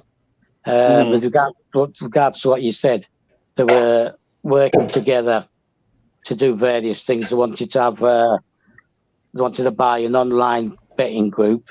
Wanted to get involved in some kind of media group, and there was 4 different things, and the sports club was one of them. It wasn't the only one. So they've had links. I would think that they will be aware of it. I would think Eugene Tenenbaum is aware of it. So I would be very surprised. They may get shortlisted so that there's no argument, and then they just get dumped. But the problem is, if you shortlist them, others are going to want to know why they weren't shortlisted. So I'm hoping, fingers crossed, that it's just a case of them not wanting to admit that they've been left out, and they're still trying to get traction from involvement with trying to buy Chelsea for themselves and for the club, their club. So yeah, it's a possibility. Yeah, go ahead. Yeah, so but as regards fans, people who go to the games, they're not going to. The vast majority of Chelsea's support dates back to 1970 FA Cup, when we beat Leeds in the final. That's me. That's Nick. Nick goes back slightly before then. I'm sure Pierre dates back to something like that time. Max Burton, Bobby. That's not going to change it for us. We're not going to change our attitude towards Chelsea. We might not like certain things, but it wouldn't stop me. If I was still in London, it wouldn't stop me going. All right, I think I'm the same. I wouldn't leave Chelsea if they, but I don't see it happening. By the way, if the Ricketts emerge as the new owners of Chelsea Football Club, I will still remain a Chelsea Football Club fan. It is still the fat lady things. For me, coming to you. Let me start with LSG. LSG, are you still there with us? Then I'll go to. I'm here, man. Okay, then I'll go to Nick Blue and then Helgi, who joined us now. LSC, what do you think about? Do you have any update for us on the final phase, or who's made it into the final phase? Yeah, I think it's the Todd Boehly Group and the Martin Broughton Group. Is that it? Are you expecting any other group to join, or you think that's it? If any other group makes it, it could be the Centricus or Centrifus, how they call it. They're out. That group. They're out. So okay. The Centricus are out. So you said they're out. Yeah. So that's what Star is saying. So I'm not too sure. So is both of them, both consortium, the media is fronting at the moment. But that's not it. Most definitely, I think one more or two will join them. It could be one more or two that we are not aware of at the moment. Yeah. Because the C&P Sport Group, they're out, clearly out. Okay. The SNG Group, they're out. Okay. So could it be, the Muslim guy, the Saudi Arabian Muslim guy? It could be him, but I don't think he have enough money. He's only worth about $400 million. So, but I have my concern about the current bid right now, because from the 2 bids, what I can say is the Todd Boehly Group and is preferable to many fans at the moment, because if eventually it goes to Sir Martin Broughton, then we know this is pure politics. We know that Chelsea had no say in this at all. Okay, we know that Chelsea has no say in it at all. The only Can I ask why you think that? Can you explain why you think that? Yeah, because in terms of experience, because when you look at the criteria set forward to purchase the club, to Rain Group, experience in managing, sports club, and a track record of winning as well. Very, very important. Okay. Now, if you check this other consortium with Sebastian Coe and Sir Martin Broughton, the only experience Sir Martin Broughton has is helping to purchase Liverpool. That's the He only was experience. chairman. He was chairman. Yeah, he was chairman. Yeah, he was chairman. That's the only experience he has. Okay. We have Boehly over here, you know. He has a team that has been winning and they have a track record of winning, you know. So that fulfill that aspect of it. Okay, because at the end of the day, Please, if you're the I cannot person imagine typing, us can being you on the mute your mic if you're typing? Go ahead, LSG. I can't imagine us being on the news all the time with these politicians. You know, there are so many issues that might be hidden right now that we are not aware of. So we want to draw anything that is going to draw attention to our club. We don't want it. Okay, so that's why I'm vehemently against this particular consortium. But Yeah, for I'm the just Boehly, yeah. for the Go Boehly ahead. one, you know, the only issue I will see later, they are being backed by Clearly Capital, isn't it? I'm not sure about the makeup of the group. They are being, yeah, we have Todd Boehly, we have Jonathan Gunstein, and a couple of celebrities in there, and what's this guy's name? The Chelsea fan, the journalist. Yeah, we have that one in there in the group. Then the Tottenham fan, Jonathan Gunstein. Yeah.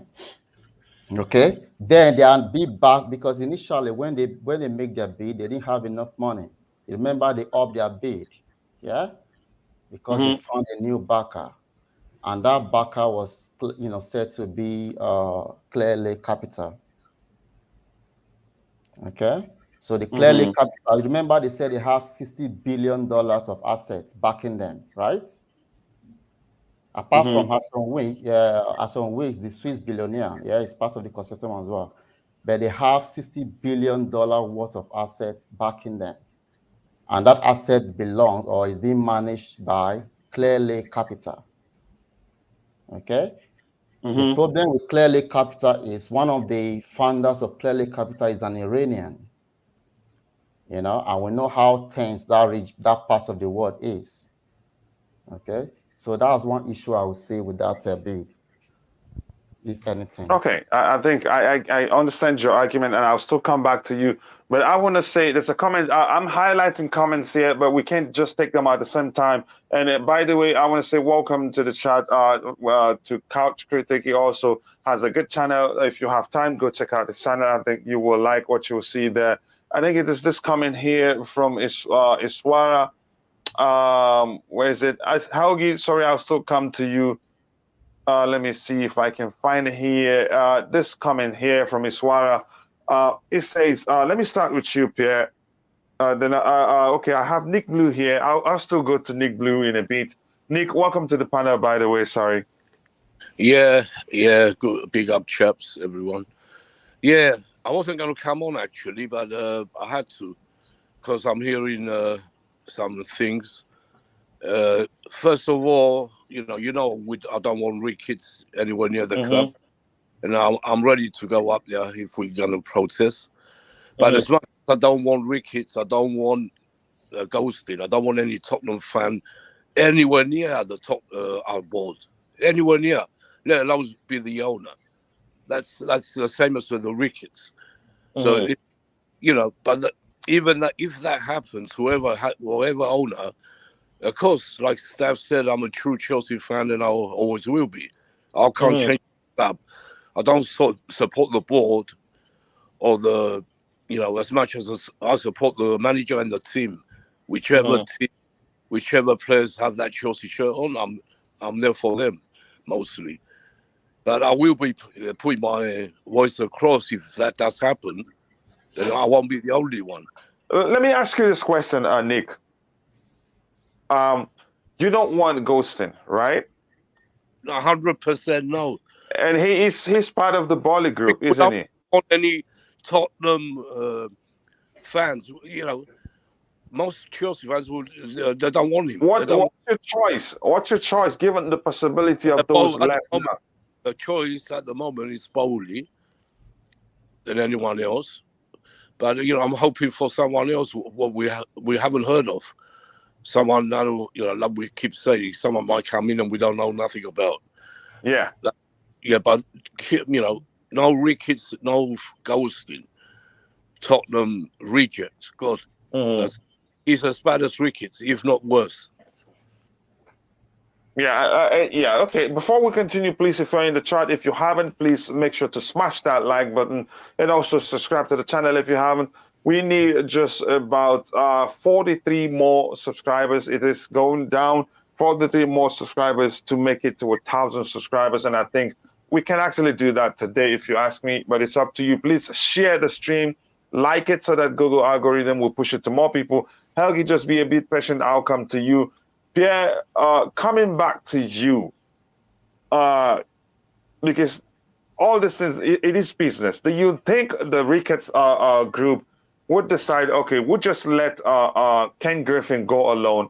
Maybe he will bring us later. There's a possibility. It's business. But do you think is there that possibility for Ken Griffin to say, okay, how about you guys let me go for this alone so that I can get it? And we can talk about maybe convincing the fans to accept you guys, and I can bring you in, because Ken Griffin can do that alone. If I gave my viewpoint on that, I don't think it will happen because the bids are already made, and the bid came as a Ricketts bid with Ken Griffin in that particular bid.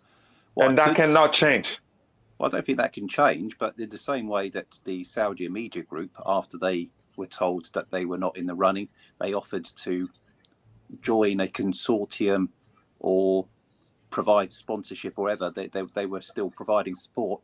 There's no reason why the winning consortium, Ken Griffin, then after that could then join that consortium. That's down to him if he feels that he wants to. And obviously they would have to then accept it, but I couldn't see too many people saying no to his 20 billion. Good argument there. I think that's why I always like to have you on the panel. So I appreciate you taking some time to explain that. And it's important that we'll learn that it's not possible for them to change, say, okay, go alone. What do you think, LSG? Yeah, on this particular issue, I don't think Ken Griffin on his own, even if he wanted to, can bid, because he doesn't have any experience of owning a sports club, managing a sports club, running a sports club, making it profitable, basically all the criteria set up by Chelsea and Ring Group. So he alone won't be able to meet the criteria. So he's definitely going to need people with experience, hence the Ricketts Group. So they would have covered up for the sports experience, then he covered up for the finance. But on his own, he's still going to look for people that have experience in running football club.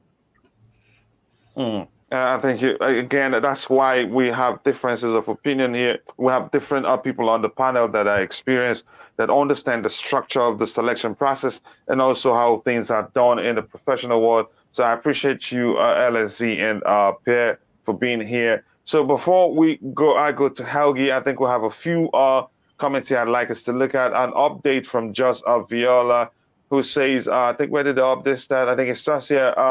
Let me see if I read this first. I think the emergence of American owners and Middle Eastern owners is because of the fan base from those regions are growing. Asia is not really a market nowadays, especially with China. Your thoughts on that, and this comment on the screen, Helgi?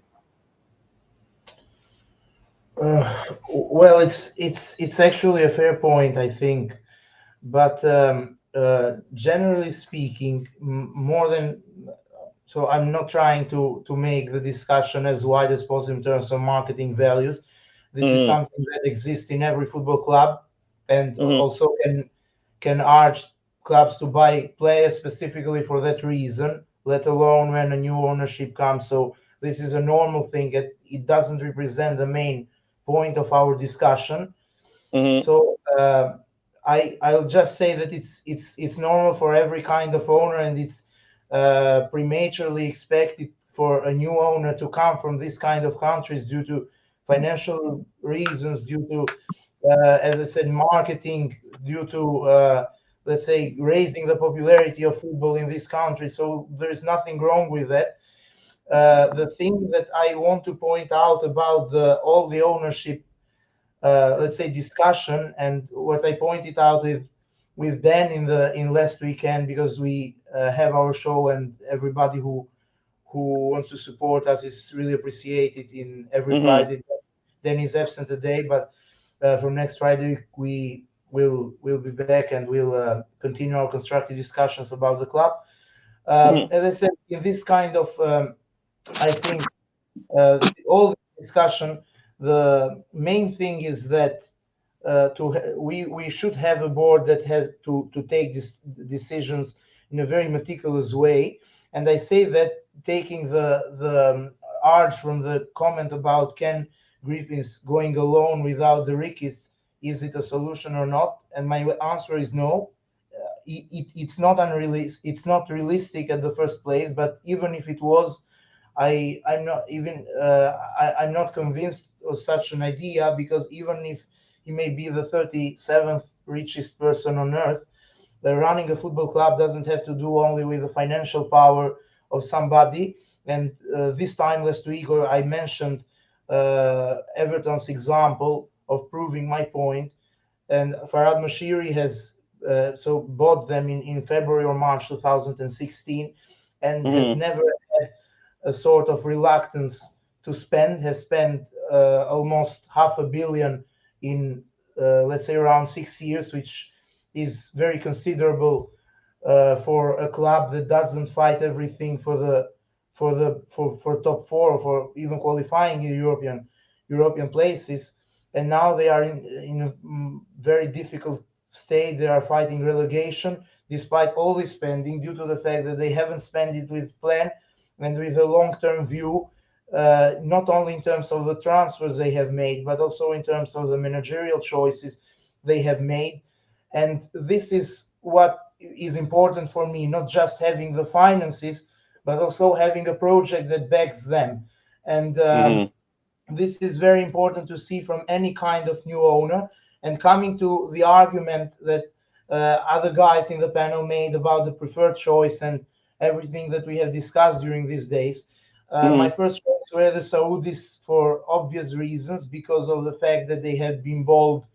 They have spoken once, and the intentions were clear.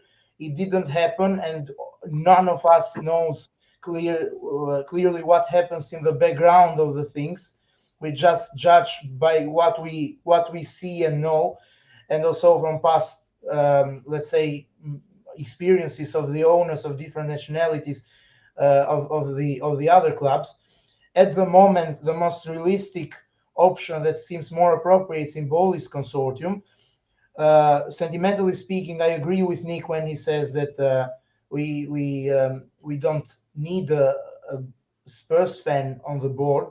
But what is very important to me is having a clarification, aside from every PR thing that could be done, about the role of every member in Boehly's consortium, if we all agree that he is the best out of the remaining options, and excluding the possibility of someone coming out of the blue.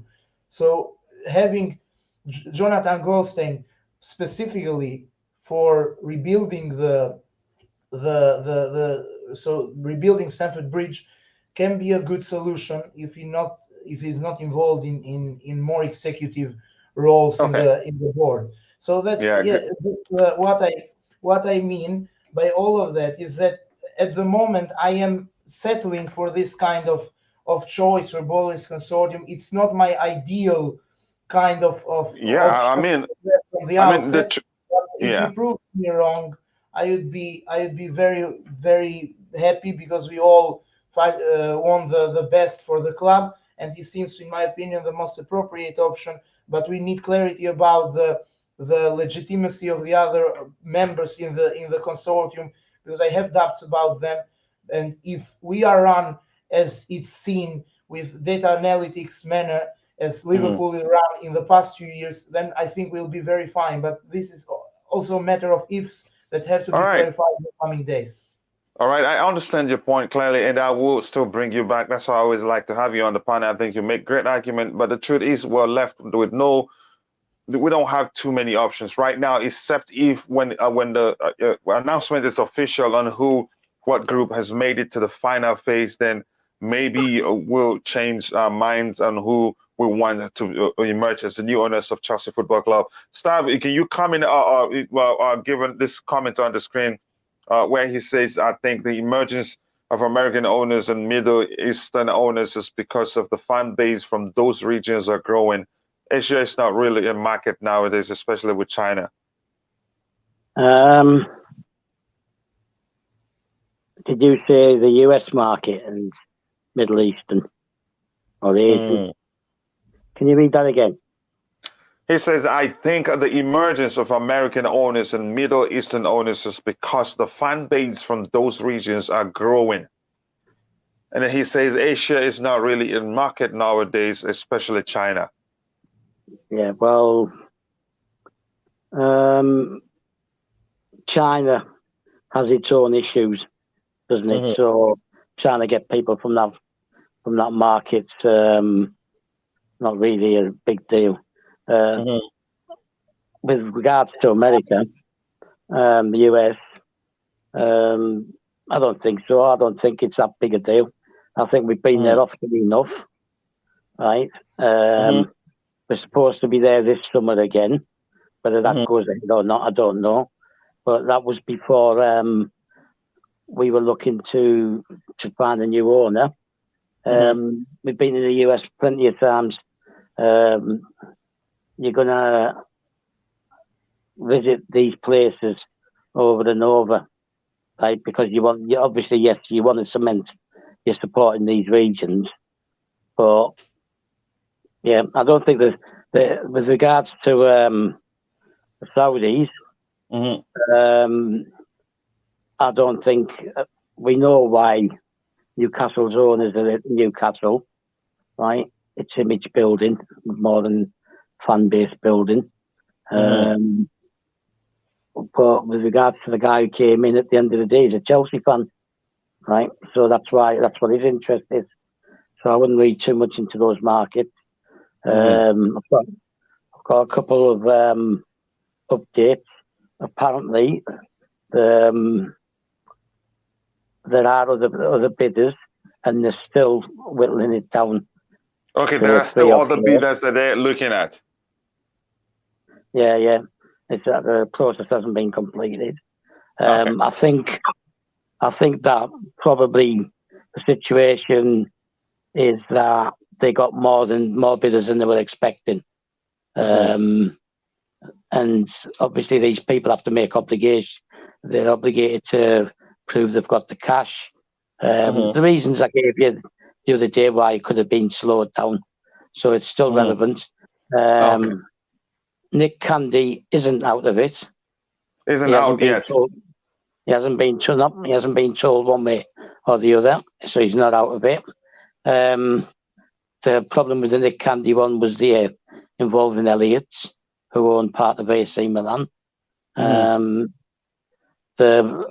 Broughton one, the issue is that two of the people involved have shares in Crystal Palace, but you're talking like 18% between them. So it's not like it's a controlling interest and there would be conflict. But if that could have been slowed down a bit because they're trying to get rid of their shares. And there's a fifth guy as well. His name's Arab, so I don't know where he's from. Yeah. So basically, go ahead. There are other bidders that have not been told one way or the other. Remember, we had the guy who's married to the Jordanian princess. Right? Nothing's been heard about him, so maybe his bid is still being considered. Like I said, the Nick Candy one isn't out of the water yet. With regards to the Saudi bid, the Saudi Media Group, the reason they failed was they couldn't prove where the money was coming from and how it was going to be funded, and it was believed that they were going to do it by debt. forced purchase like the Glazers, where they would buy it, they're borrowing money from banks or whatever. So that's why that one's been rejected, because they weren't clear about where the money was coming from. Just that they had the money, but they couldn't clarify where the money was coming from. And I did say from the very beginning, don't get carried away with it, because we don't know. Right? Yes. Forget the 1 trillion, Yeah, family, the family overall family net worth. Yeah. Again, great update from. Go ahead. You want to say something else? Yeah. So I'm saying, I've said there's the Jordanian one, or he's Saudi, right? But he's married to a Jordanian princess. Nick Candy isn't dead in the water, and I would suspect there's a couple more. So I think the reason they haven't dismissed the Ricketts yet is that they're looking for 2 more. They're looking for 3 or 4. So if 2 better bids come in, the Ricketts may be dispensed with at that point. But they're probably just holding them in, because obviously financially in that they've got the backing, haven't they? So it could be that. With regards to the Seb Coe and the other guy, I forgot his name now. Matt, what's his name? Broughton. Yeah. If they win the bid, then Broughton's expected to replace Bruce Buck as chairman, and Seb Coe will be one of the board members. The thing is, right, he was involved in Liverpool. You can't dispense with that, right? You can't say that he's got no experience. He has, right? Basically, he's run one of the biggest clubs in the world, name-wise and everything, and he's managed to turn them around. Like, well, obviously with Klopp in tow as well. So he has got experience, and I don't believe it's anything to do with them being forced on Roman. So I can't understand that comment. All right. Like, all right. Okay, that's right away. And yeah, you're still saying something, Stav? No, go on. Okay. Yeah, great update there from Stav. We're learning that they're still whittling down the numbers, and that Nick Candy isn't out yet. So that makes us to, again, I'm going to repeat myself what I've said here on the show before, because Just Viola had an update for us saying a BBC journalist Nick Candy's bid to buy Chelsea has not made the shortlist, but it's not yet over yet, according to sources close to his Blue Football Consortium.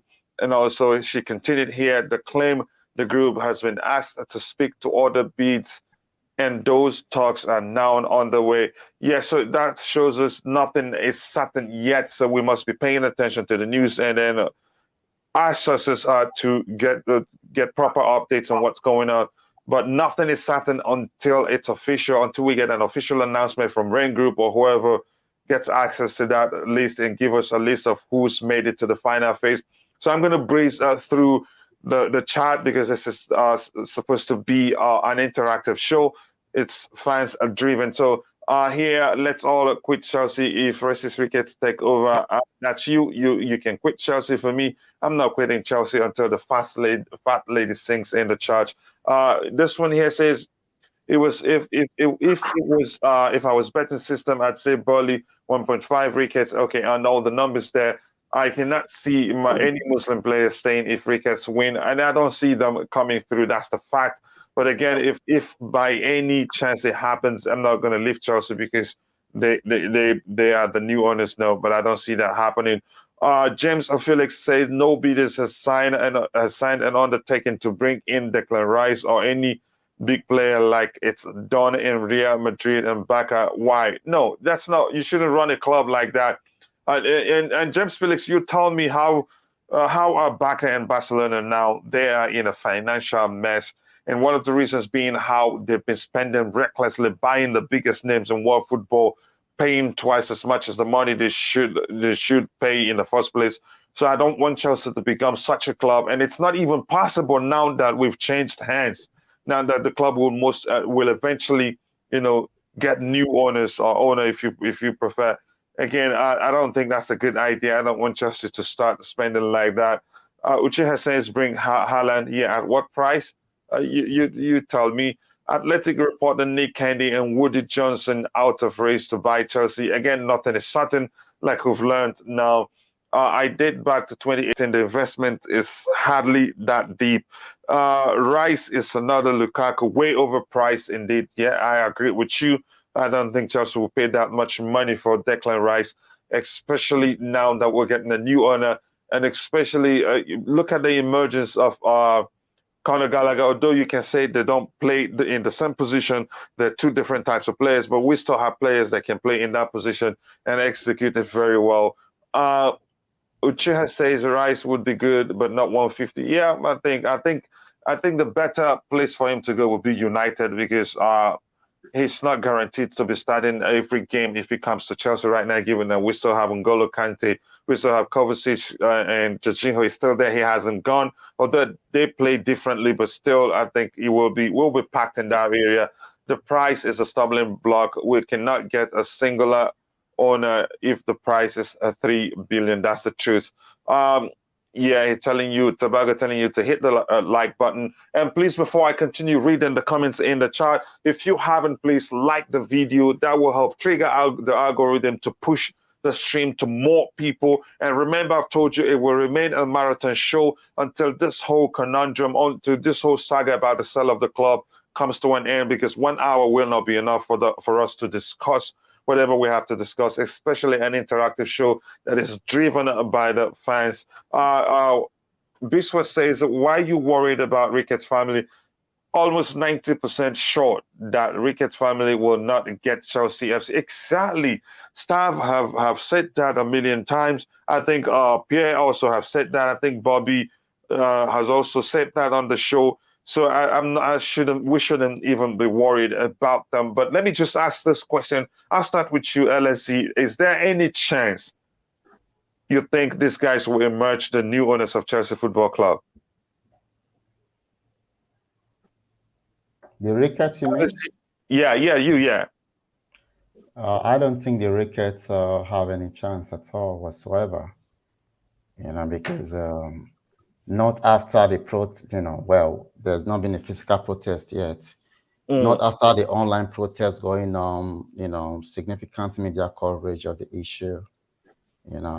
I don't see, if they go ahead and do this, then we know that the Rain Group, they are pushing this on us because we know they have prior business relationship, so that would be conflict of interest. So I don't see it happening, honestly. Yeah. Hey, how about you, Pierre? Do you see the possibility of that happening? Not with the level of protest. I wasn't sure if there was actually some fans outside Stamford Bridge, or I was just drebbed out or whatever. But I thought there had been some public protests as well as emails and various other things. But this, certainly Bruce Buck and Marina, etc., have been made aware of the fact that fans are quite, there's enough protests there that they want Ricketts as the new owner. So to you don't see it happening? Well, if it happens, I would be very surprised. Yep. That's we've clamored that time and time again on the show. Haugi, quickly, can you take a minute? Let us know. Do you see it happening? No, and equally, I don't see another surprise bidder coming out of the blue. Actually, so these are the two most unrealistic scenarios at the moment, and because of the fact that some bidders are being informed that they are out of race before the final list is published, I think that we are really to the point that Matt Law, let's say, said yesterday and repeated today that it may be a two-horse race between Boehly and Broughton's consortium, and the discrete nature of Broughton's consortium makes me think that the least bad choice is Boehly's consortium at the moment. Okay, we'll talk about the others. Okay, we'll talk about who's the favorites later in the show. Stav, do you see this happening at all? No, and it'll get even worse next Saturday when we play at home to Brentford. I'm sure the crowd will let everybody know, and they'll be heard in the US as well. I expect big protests even during the game. With regards to what Helgi's just said, I wouldn't bank on it not being anybody else. The fact is, as I said a bit earlier, more bidders than they were expecting. I think they were expecting maybe 5 or 6, which is why they originally said 3, and then it's expanded to possibly 4. I would take anything Matt Law says with a pinch of salt, and he's going to be like anyone else in the media. He's going to twist it to suit his own narrative. That is, there's only 2. I'm not saying there will be more, but it's a possibility, and I don't take anything that Matt Law says, right? With yeah, go on. No, Go on. Sorry to interrupt. Just I'm not excluding it as a possibility, though. Actually, I have been one that has defended the possibility of having something out of the blue in all this saga. But it has come to a point that it may be to the final stages, and I referred Matt Law not just to make an argument of how credible he is, or it wasn't this the point. It's just a personal hunch rather than everything, that it has come to a stage that there is no more maybe time and let's say sort of organization to do something out of the blue, because as I said, some options are being actually excluded. So a common sense makes you think that it's the point of excluding people and clearing the list out and leaving the final parties there to determine the winner by Marina and Bug, or whoever is in the board, rather than having other. I'm not excluding it totally, but personally I think that that's the case. If you ask me at the beginning of the week, maybe on Tuesday and maybe 2 days ago as well, I would say that it's a big possibility that something that hasn't been mentioned can be now. But now we are at a stage that things are getting shrinked too much, and I don't expect something, let's say, surprising to happen. But it's not a factually based prediction, it's just a sort of guess based on what we have read. Okay, Sav, you go ahead. Yeah, I didn't say Helgi was using Matt Law like for a specific reason. My point is that Matt Law isn't 100% reliable, right? If it was as simple as now reaching the final stage, that would have happened a couple of days ago. Even Todd Boehly, right, and Matt Broughton, that's still media speculation. Nobody's actually made an official comment that they've been shortlisted. That's the media making an assumption that they're both shortlisted, right? And I've been saying it all week.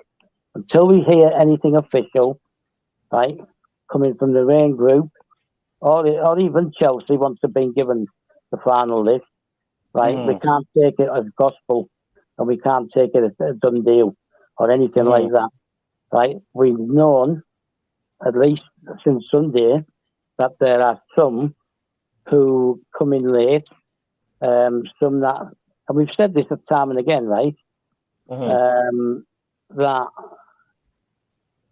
there are others, and we prefer the ones who stay quiet. Okay? Now, I'm not saying that is the case, because I'm not going to come out with something that I don't know anything about. But we need to wait. And I've just seen across the top of my screen that Matt is saying something announcement. And that's all I got. So I think he's streaming. He's streaming something regarding an announcement. Right? So I don't know if you're capable of going and seeing what he's streaming.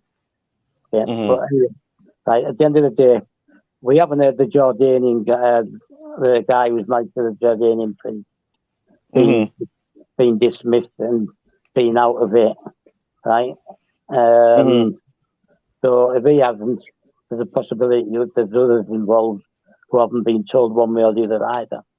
So, yeah, it would be nice as supporters to have had something by now. But if they've got more bids than they were expecting, and they all have to show where their cash is coming from, and they have to show proof that they're going to do the stadium, still carry on developing the team, same with the academy and everything. So there's all these things. They've got to prove they've got the money to do all that. So obviously the process has now got longer. I would imagine that that's Roman's input, that he wants all these things. Just like I think it was the club's input that they're allowed to put 30 million in, right? Everyone in social media, they're coming out with things like, oh, so you want to sanction him, but then you expect him to put 30 million into the club you sanction. I think that's come from the club. I think they've requested that they input that. And if it's coming from Fordstrom, right, it's showing that the money's going into the club, and it's not a thing where it's going back into Roman's pocket. It's actually Roman contributing to keeping the club alive, right? So it's okay, thank you very much. Again, we'll have staff coming every now and then, or whoever. If you have an update, if you're on the panel, just type something in the private chat, or just say you want to come in with an update. That's fine. And if you're in the chat, you can also update it. And this comment is from Fraser, who says, I think he's talking about Ghostin. Ghostin is not going to be in the board. He's going to fix a Stamford Bridge. I think he's repeated that like 10 times now. And I think it makes sense, but still some people will be concerned. We know how we Chelsea fans are. And Sportswire says, please check out Sportswire's channel too. Great YouTube channel. And also, I think he's part of the writing team for Chelsea Perspective blog, and I hope to get one of his articles soon. He's a great mind in terms of finances, from the aspect of finances when it comes to the club. You can trust. He has a very good video also that explains about the Chelsea board and also the finances and the situation we're in right now. Go check out Sportswire YouTube channel. I think you'll see something you'd love there. And he says, what's the statement again? I think the relationship between the family and Ren Group could be the determining the next owner. I think it will. I don't think it will, because it will cause a whole lot of problems, uproar, if you like, and all the bidders could sue Ren Group. And also, I don't think it will happen. And again, remember, let me come to you, Pierre. Pierre, let me ask you this question, then I'll go to LSC. Do you think that will wield a great influence on who becomes the next Chelsea owner? I think any influences are going to be on the shortlist side.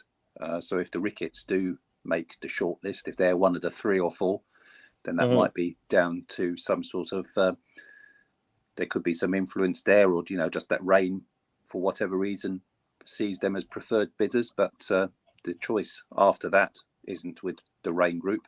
So if Bruce Buck and Marina, etc., probably with instruction, go ahead with the shortlist, then they're not likely to choose the Ricketts family. In fact, what they should do is they should be pushing the Ricketts to try and buy Tottenham Hotspur, because they've been up for sale for quite a while.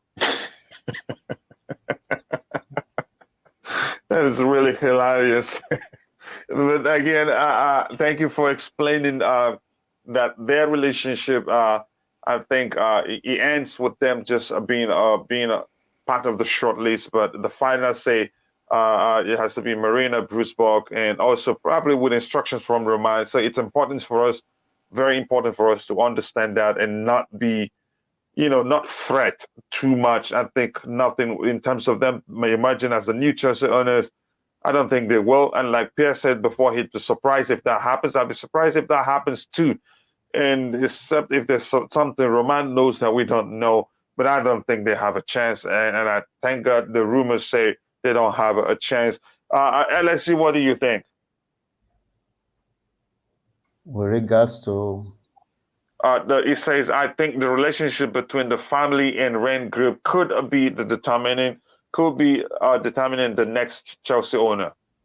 If that happens, that opens the floodgate for multiple lawsuits, multiple lawsuits, So, and coupled with the uproar from fans, the Rain Group will just, give themselves a very bad legacy. And there is no way, because I don't think a lot of people knew about Rain Group as an organization until now, all right?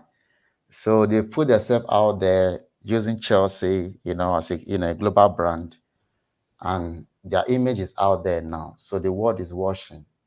I've seen people organizing, trying to go protest, all their offices, whether in London office, South African office, anywhere they have office, India, people are, planning to go protest outside, just in case the Ricketts group comes up, So I want to add something else.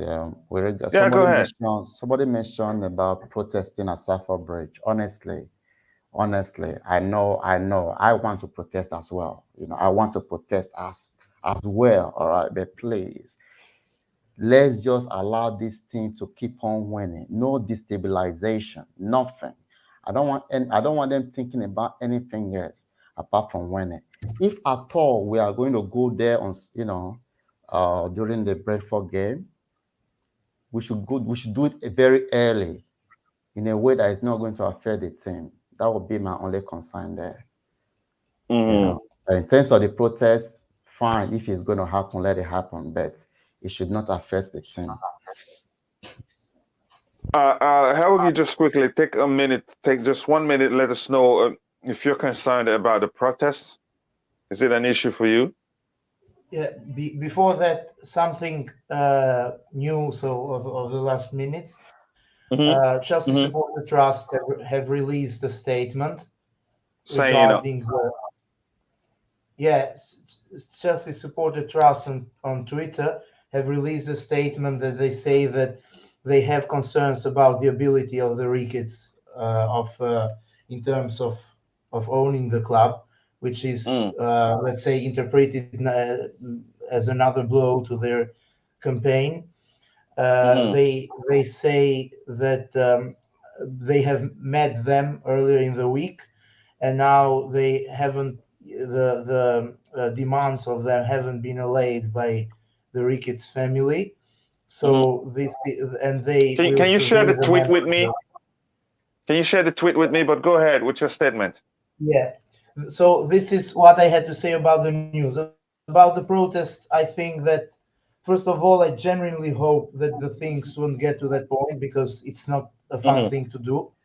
We are here to enjoy the club and not to get let's say, in this kind of gatherings for negative reasons. And hopefully it doesn't go to that point. But if it does, it has to be done. So it's not a matter of choice. It's a matter of, let's say, unity in one of the most critical times for the club. If I was in England, I would absolutely join, because everyone has let's say, the opportunity to contribute for the present and the future of the club. And if you see that the prosperity of it is put in danger, then of course I will. You have to contribute with everything you can. But my stance is that I genuinely hope it's not just an inner hope, but now hope also based on realistic facts, based on common sense, based on everything that we know, that it doesn't get to the point of protesting. So that's my stance. And they aren't even in the short list. This is my preference, and I think this is for the preference and the stance of every Chelsea supporter. All right. So great input right there. So let's just go straight. And first, I want to read this by Lupo, who says, Kim on her Instagram page has quite a lot of Tottenham photos. Why is no one talking about that? I'd say because probably nobody sees that they see her group making it to the top. And also, plus, she will probably be a very, very minority owner. And again, I don't know. I didn't even know about that. Again, she's charmed quite a lot of Chelsea followers. Even some content creators are even beginning, aligning their narrative to that of Kim because of how well she's spoken on Instagram. Yeah, go ahead. There is less than 1% of chance they end up so they are shortlisted. So that's not the need. Yeah, but I just wanted to say how she's able to charm content creators, Chelsea fans, and it's like, man. And I think my brother Mies even had a thumbnail that says South Korean takeover or something like that. So that's amazing how she was she was able to easily sway people to on their side. I think she's a good marketer indeed. So this one says, so Nick wants Ricketts or Martin Group, I guess. I'm not sure what that means. Ola here, or Lupo still talking. Family seem to be sports family. I'm not worried about sports fan. It's about business and building the stadium. Hopefully, when time comes. Yep, we're just hiring them to help build the stadium. And again, here from Mikhail, I understand the point you're making as a global fan. However, the global fans may lose their bond with club if racist owners come in or Tottenham fans end up owning the club. I think that's a good argument. Before we come back to this Mikhail's comment, because it's a very nice one, we have to look at it. Let me read something on the screen. And Helge, thank you for that update. It is from the Chelsea Supporters Trust. It says, the CST still has concerns about the ability of the Ricketts family to run an inclusive, successful club. Inclusive is the word you have to highlight, given their racist remarks and also Islamophobic remarks. If they are unable to address these and gain confidence of supporters, we do not believe it will be the best interest of our members for the bidder to succeed. I'll start with you, LSG, and I'll go to Pierre and then Stav. LSG, what do you think? How huge is this a statement from the Chelsea Supporters Trust? Yeah, I don't see look at this paragraph here. If they are unable to address this and gain confidence of supporters, we do not believe it will be in the best interest of. So they are still giving them a wiggle room, So this is not. This shouldn't be even possible. There shouldn't be a possibility for this kind of statement. All right, it should be outright rejection. We already see the statement. We've seen everything. We've seen their reply, their response. It's a no. Okay, so I think maybe this comment came out of respect, because it's my understanding that they were in London and they did have a meeting with the CST. So maybe this is in a way to tell them, listen, there's nothing we can do. Yeah. Our hands are tied, okay? So let's just leave this statement out there, because there's nothing the Ricketts Group can do right now that is going to wipe that away. No, it's not something that can be easily swept under the rug. Exactly. Go ahead. So there's no way this is going to linger on. If they end up owning our club, God forbid, it's going to linger on. Anytime there is anything negative on the pitch, then this issue will come up. Anytime something happens, anytime a Chelsea fan make a comment that is perceived as racist, or scream at a player, it could be Sadio Mane, Chelsea fan just screaming at him. And then all of a sudden, the Ricketts Group come up again. So we don't need that attention. We don't need that kind of attention. Yeah, coming to you. Thank you very much for saying that. Coming to you, Pierre. Given that is from the club's perspective, from the fans' perspective, their campaign for Rennes Group and for the Ricketts not to emerge as the new owners of Chelsea Football Club. How huge is this? How important is this a statement? Well, I just think that the people at the club, let's say for Bruce Buck, etc., will have to take this on board. The fact the fans do have an input. I have to say that I didn't see anywhere in the Ricketts consortium bid that they were going to include fans. At least Todd Boehly has actually stated that he wants fans' involvement in decision making. I don't know if the Ricketts have come over and they tried a charm offensive to get some of the groups like the Chelsea Supporters Trust on board, and it's failed. Yeah, great inputs right there, very snappy and straight to the point. I think this is huge. This will make sure if those at the helm of things haven't heard it, I think they will be hearing it right now. I think it's important. Staff, what do you think?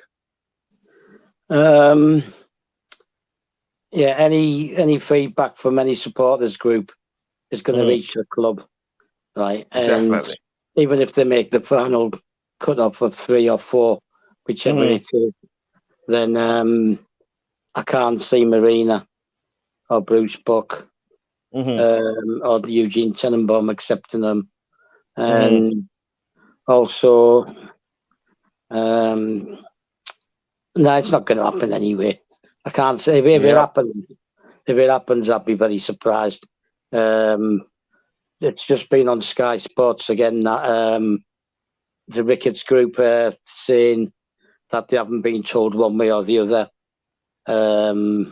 Which shows they still have hope. No, not necessarily. It just shows that they just haven't got round to them. Maybe it's been relayed to the club, their backgrounds, and they're asking the club for information. The thing is, when you have a tendering process like this, where you where you've got multiple bids and that, right? The Rain Group legally can't tell you whether someone's been accepted, right, or thrown out, right? That all the feedback that we're getting is coming from the actual groups. The Rain Group themselves cannot make anything public until it's become public, until it's been passed on to Chelsea. So the process is still going. With regards to the Candy Group, Sky have just confirmed that they're still in it. My opinion on that one is that Nick Candy's trying to find someone to replace the Elliott Group, who own AC Milan. With regards to Broughton and Co, there's the 2 guys that definitely have shares at Crystal Palace. They would have to get rid of that. 1 minute, I'll come back. All right. Why we wait for Stav?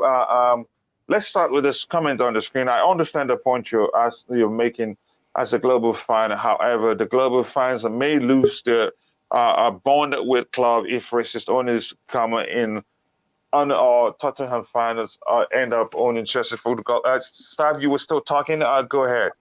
Yeah, I'll answer that coming behind the car before catching. Right. A Chelsea fan, 52 years. Right. I'm pretty sure I can talk for Pierre, right? Although I'm sure he'll correct me if I'm wrong. It's not relevant to me. The club comes first, right? I mean, a Tottenham fan on the board isn't ideal, but he's not going to have a controlling interest. He's not going to have a major say in things. So on a Saturday or Sunday, whenever they're playing, he can go off to Tottenham Stadium and use his season ticket over their season ticket. I don't care, right? Whether that's the case, right? The Liverpool fans care that Matt Broughton was a Chelsea fan. I don't think so. Right? So that's not an issue for me. So the Tottenham thing is not an issue. Ultimately, right, after the incident on the Paris Metro, fans just pulled together, right, and we tried to run a campaign and out the situation that we're all racist, right. It didn't stop people supporting Chelsea because of racist incidents that happened, right? It depends.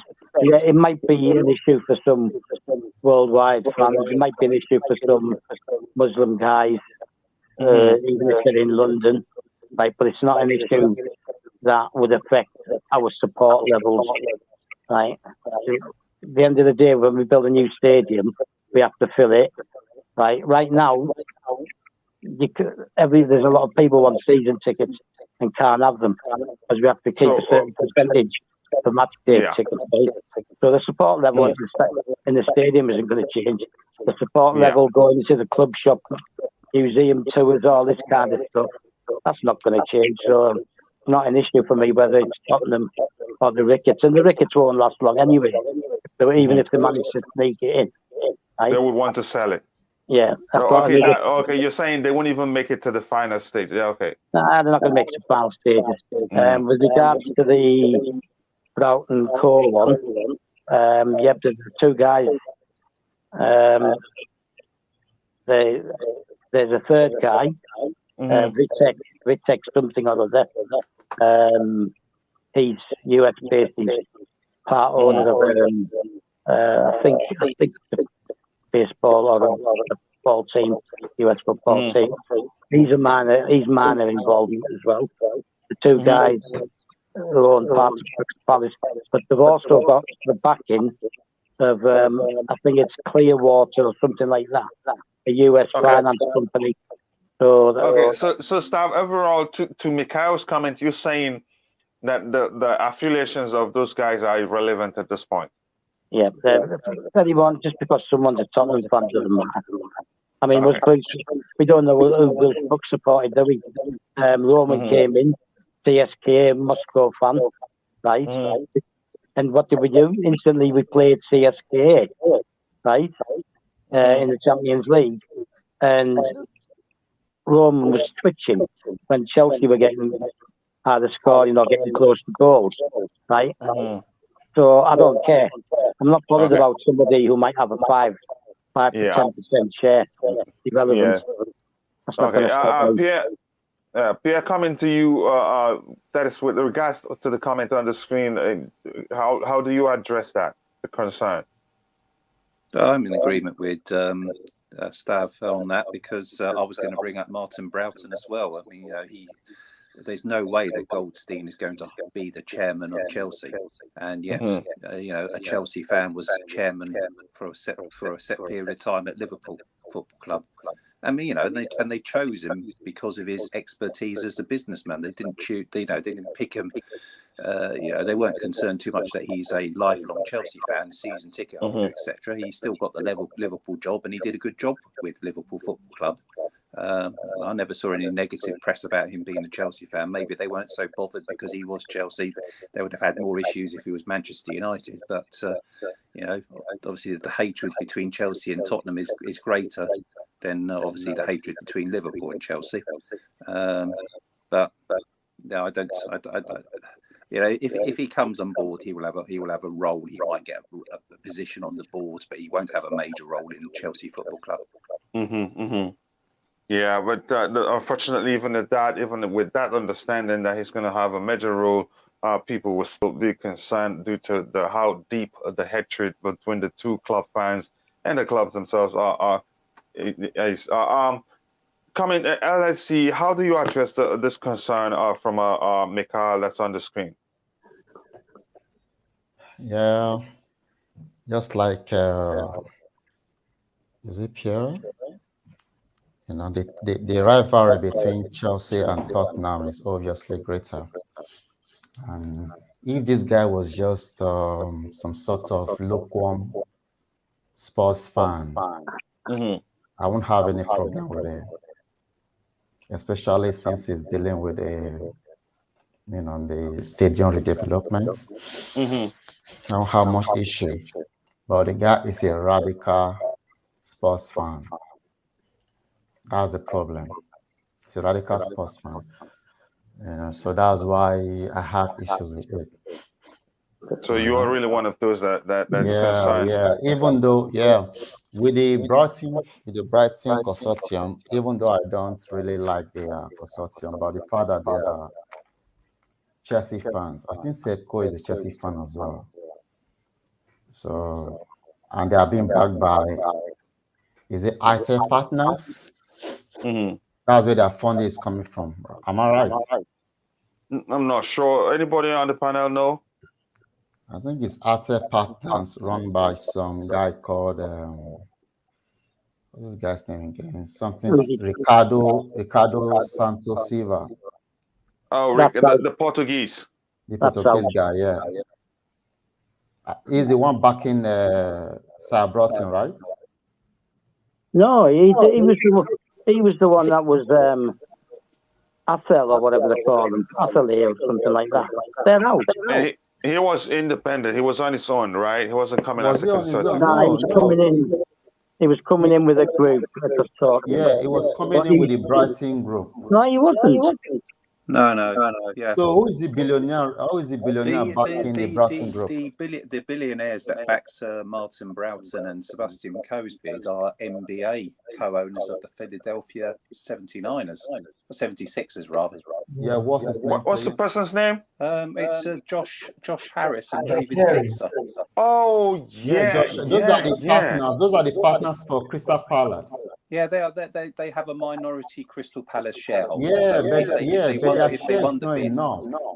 Their share is not enough. Yeah, I understand that if they win the bid, they have to sell their stakes at Crystal Palace. All right. Yeah. But I heard that they want to get the Arte partners. Run by this Ricardo Santos Silva. I think we should look into it more, because that was the person backing them, I think, because I thought they didn't have enough money. Then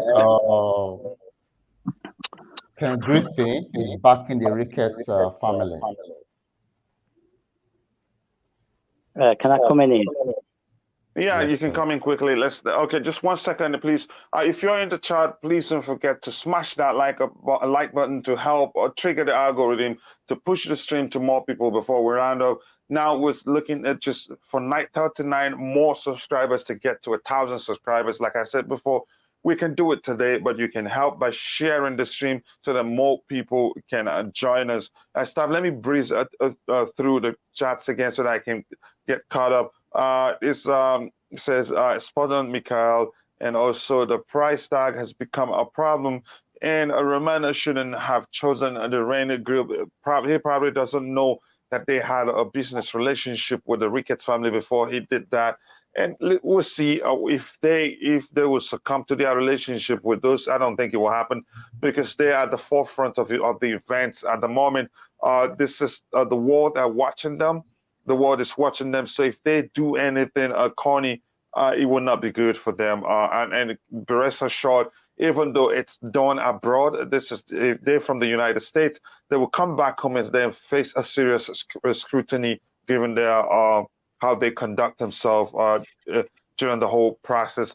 If Romana isn't getting the money, why not a lower price and sell it to a single owner able to carry on the spirit of Roman's work with club instead of individuals, all kinds of shady conglomerate interest. Staff, go ahead. You wanted to say something. And I think I'll have to save this comment and then we get to it later. Go ahead. Yeah, the guy that De Souza, right?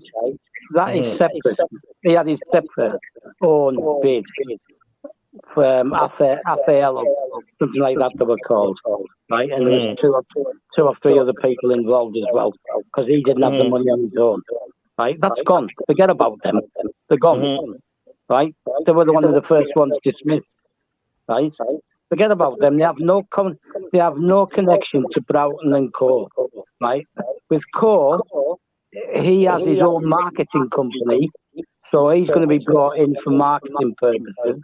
And he's going to be on the board because he's much respected former Olympic champion, right?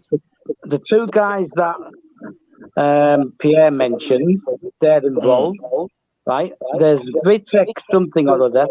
I can't remember his second name, right? They were just brought up now on Sky Sports. He's involved, but he's going to be a minor shareholder as well. And they've got the backing of an American finance company. A financial institution, Clearwater or Clearview or something like that. This Portuguese guy has nothing to do with Broughton, right? Did you say Clearwater or Clearlake? My personal opinion, I would prefer that. Stop. I think LSG asked you a question. What was your question again, LSG? Did you say Clearwater or Clearlake? I can't hear I'm not you. sure. Okay, Can't hear go that. ahead, Stop. Okay. Can you repeat the question? I didn't He's hear asking, it. did you say Clearwater Did you say or Clear Lake? Did you say Clear Lake or Clearwater? What's Yeah, the name of something the like premise that. They're company? American. They're American. Yeah, the Claire Lake though are backing Todd Boehly Exactly. rather than Clear Lake is backing Todd Boehly. That's what I'm saying. So you guys are just you guys are as well. yeah, I think Clear you Lake guys are is misplacing the names. Yeah. I said I'm not sure what the name is. Doesn't Okay, mean but that go ahead. nobody's. Oh, I give up. No, I give up. Carry on. I give up. No, go ahead. They were making sure you were saying the right name because Exactly. Clear Lake they say. It came up on Sky. Pavel Silverkov, who usually does the transfers and stuff, was answering the questions, and he mentioned the financial institution from America, right? Relating to Matt Broughton, right? I just didn't pick the whole name because I was listening to your program at the same time, right? I just muted my mic, right? And I was listening to what he was saying. Now, that's the way it stands, right?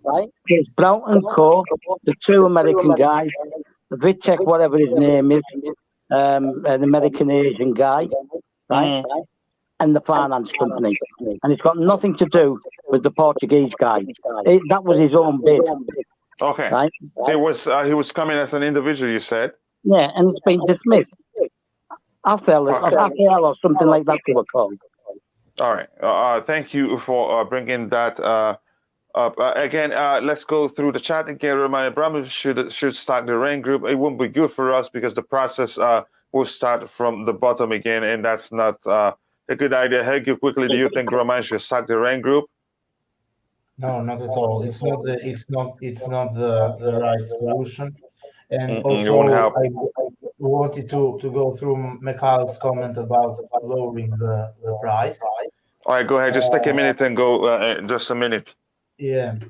The thing is that I don't agree that the price should be lowered because it's sort of way of filtering the serious bidders before the formal process starts. So somebody, the lower the price is, maybe the number increases, and this can hamper the quality of the bidders. I'm not saying that now they have been perfect, but I can say that the price is right. And it depends also on the let's say the efforts and the consortium, or even if it's a sole owner will put. But I agree with the price because in other sports, different franchises have been sold by a similar amount of money. So it's not right in the most popular sport in the world, the Champions of Europe, to be sold with a lower price, and it increases the quantity but can decrease the quality of the bidder. So I disagree with the comment that the price should be lowered. Okay, thank you for that input. Okay, now we have on the screen from PS, it says, I will be fine with the consortium if they spend enough money on signings. I think signings wouldn't be an issue. It's just how quickly we can make decisions and move the club forward. That's why I'm concerned about consortiums coming in. And yeah, I think at the end, whoever emerges as the new owner, I think financially will be fine. The problem will be how's the club run and their reputation already. That's why we're all trying to make sure the Ricketts don't emerge as the new owners because of their reputation already. Tobago says, okay, they're just exchanging comments there. For the best of the club, you're talking about Saudis because they would have carried on the success in the future. These Americans, all they care about their sports football isn't their football. I mean, you can argue. Yeah. Right? Can we get past this Saudi thing? They can't even prove where their funding's coming from. Yeah. That's why they're out. Right? And it's important to highlight that because we don't want any situation. We don't want to find ourselves again in a similar situation in the future where we'll start looking for new owners. The club will be restricted and all that, sanctions and all, the rest. Go ahead, Stab. You were saying something. Yeah, but let's just can we stop talking about people that we maybe had a preference for? They've been rejected for a reason. With regards to the Rain Group, right? How is Roman going to know everybody that they've dealt with, right? If I want to go and employ Lloyd's Bank, which is the UK one, right? How would I know who all their customers are, right? That's a nonsense, right? And it's too late anyway to change it. With regards to the price, you remember where the money's going? It's going to the Ukraine, right? So obviously, it's better for the club's image to raise even more funds for the Ukraine, right? You've got range fees to come off. You've got stamp duties and all that other taxes and that sale tax and all that to come off, right? So the price is high to try and accrue as much money as we can for the Ukraine. Right, the people are nitpicking here, right? All the Saudis would be best. The Saudis couldn't even give where they were getting their money from, right? This thing with they've got 1.12 trillion, right? Doesn't mean they're going to spend 1.12 trillion. Doesn't mean they're going to spend $500 million. And it's the same with the group at Newcastle, right? There are restrictions. You have to spend. You can't spend more than 70% of your club-generated funds, right? You have to generate the funds. With regards to buying players and all that, I've said it till I'm going blue in the face again, right? We have to sell to buy. It's as simple as that. Yeah, right? yeah, Steph, and I like it when you go blue in the face. Now you're on fire now. Go ahead, Steph. Yeah, we have to start to buy. So can we stop saying this guy's going to put this much in, that a better offer, etc., etc. Ultimately, right, Roman will decide. Ultimately, right, he will have a say, right? Whether the British government want it or not, he will. Because if anyone's going to believe that Marina, Bruce Buck and Eugene Tenenbaum, I'm going to speak to Roman first, then they're deluded. And if the Saudis, right, can't prove where their funding's coming from, can we please stop this? The Saudis would have been best. The Saudis this, the Saudis that, right? Yeah. You still can only spend 70% of your club-generated income. We now need to build a stadium up, increase our capacity so that we can generate more income. So that's how you're going to end up buying players, by selling players and generating a bigger income. Okay? And the best place for that is Stamford Bridge, because it's in prime real estate. Like I said yesterday, it's near lots of areas where you've got tourists visiting, right? Just down the road from all the museum and the theatre land and all this stuff, right? And also, it's got good transport links. There's no point saying that, oh, let's move out of London, because once you move out of London, it becomes a transport nightmare. No underground, no normal bus transport, right? It becomes a nightmare. So overall, your main point is we should look beyond the Saudis, and you highlighted something that I never thought that's very important. They couldn't prove where the money is coming from because the company alone isn't even worth enough. That is they don't generate a billion. They don't even generate a billion. That's not enough to buy a Chelsea Football Club. So yeah, thank you very much for highlighting that. And again, before I go to Declan, I want to say thank you for Fraser for almost making some good sense in the chat. Fraser says our Premier League won't accept Ricketts family because of the no to racism campaign. Remember? Yeah, good. That makes clear sense. He says Ricketts won't be accepted because Premier League no to racism campaign. That makes a perfect sense. And again, like Stav said, we have to start looking beyond the Saudis. It has happened and we don't have them. And again, the reason they were rejected because they couldn't prove where the source of the money they were going to buy the club with. So Declan, I'm going to bring you in. I know, let me just say you represent the Saudis. How are you doing, Declan? Do I represent the Saudis? Yeah. I'm going to stick up for the Saudis then. Yes, because you do. Yeah, yes, they used a different reason. There's a different reason reported. Said they were going to take on too much debt. Regardless, right? This process has made me sick to my stomach. I don't even know who is choosing the shortlist. The Rain Group, who are just a financial company, have no no sporting background, no anything, and they shouldn't be choosing anything but your money, right? Or is it Bruce Buck who's more favoring these American owners, or a Marina, because Marina is meant to be Roman's voice? Are they just leaving the process and Roman's going to decide from the shortlist? Because Saudis had enough assets and enough everything, right? And it's well known. They're a media group. They're not government hidden, right? And if they were going to take on too much debt, that was probably the richest consortium out of every group, right? Regardless. But the client, here's my argument. Yeah, I'll just let me land on the point. The one little point I was going to make. The Ricketts should have been out before the Saudis, regardless. Yeah, regardless. I agree. Because the Ricketts don't have as much money as the Saudis. The Ricketts have been poor financially in the Chicago clubs. That's proven, right? And they have a PR mess. How do they, right, get in front of the Saudis? Because they should have been informed first, right, that they're out of the race. But for some reason, this process, right, you got to understand, Roman's not getting no money out of this, right? Roman and Chelsea aren't getting anything. But the Rain Group and all the consortiums and people organizing, right, the middlemen in this process are all getting money, right? So there can be influence in this list. There's people that they want the bid higher. My biggest question is, there was 20 bidders, right? Why didn't we hear from 20 of them? Why did we only hear from a handful? And it sounded like there was only like 5 bidders. Why couldn't we champion, right, a bidder that we liked out of the 20? Because it wasn't a bidding war. All you had to do was hit a threshold, and then we can look at an owner, and we can, just like we said no to Ricketts, we can say yes to someone. Why didn't the fans have a voice? That's my biggest issue. Because I heard the excuse of, some owners wanted to be behind the scenes.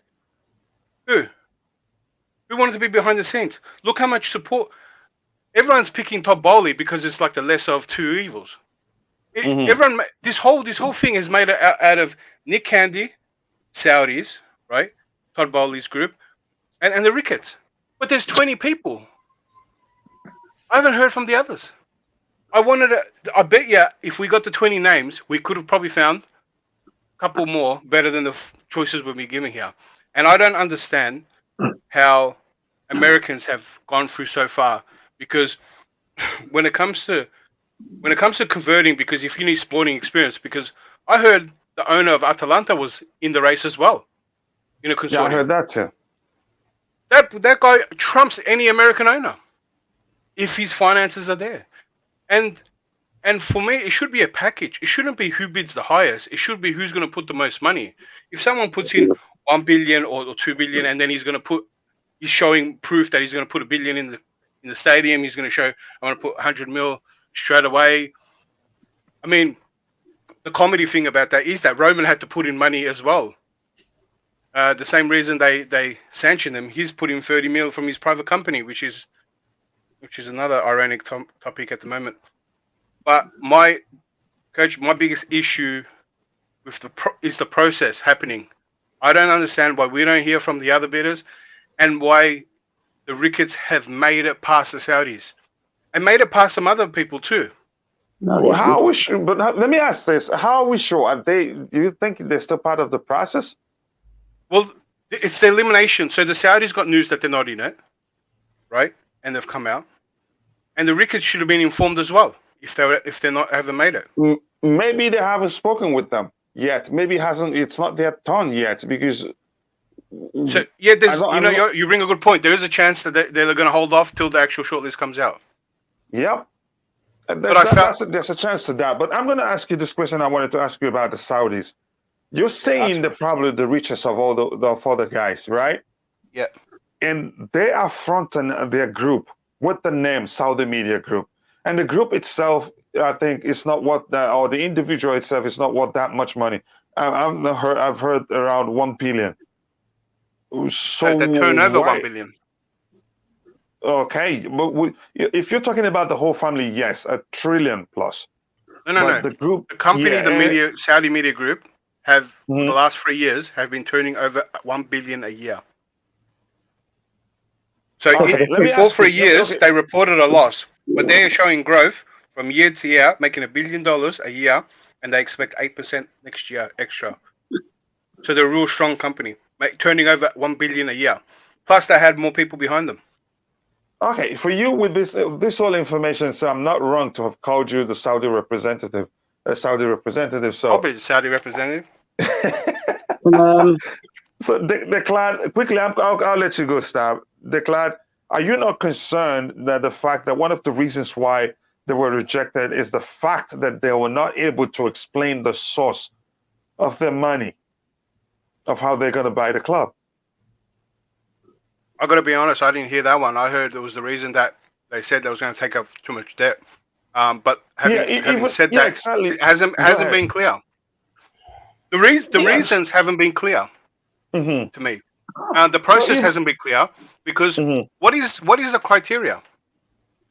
And what do they have to show? If they bid 3.9 billion or whatever it was, then they're expected to pay that. If they it's not like they made it to the end and then didn't have the money. What else were they meant to show? Here's the thing, Declan. You don't want to take the risk. More importantly, you don't want to take the risk. I'll tell you what a risk is. The Todd Boehly, which everyone's favoring for. Well, here's a risk. He's got a consortium because Boehly doesn't have much money himself. Weiss is 86 years old, right? When he passes away, where does his part of the club go? We don't know. Risk, right? Goldstein, Tottenham supporter, or enough said, yeah, only in it for the money. He owns a good chunk and has an influence, right? Goldstein can buy Weiss's share, and majority of our ownership is by a Tottenham owner who is just interested in money, right? That's a risk to me. I'd rather go with the Saudis and maybe they get kicked out. Who knows, right? We go through this process again. I'd rather that than go to the Todd Boehly group. Isn't really happy that his client has been kicked out. I don't know if you're the lawyer or just...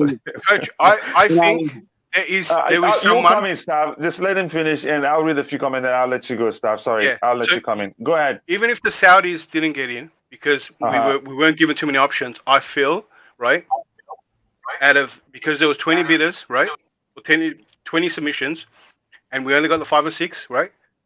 I bet you in the other bidders that we didn't hear about, there would have been better ones, right? That we could have championed. Better than the Saudis, better than everything. That we would have said, you know what, I like that. I like that person.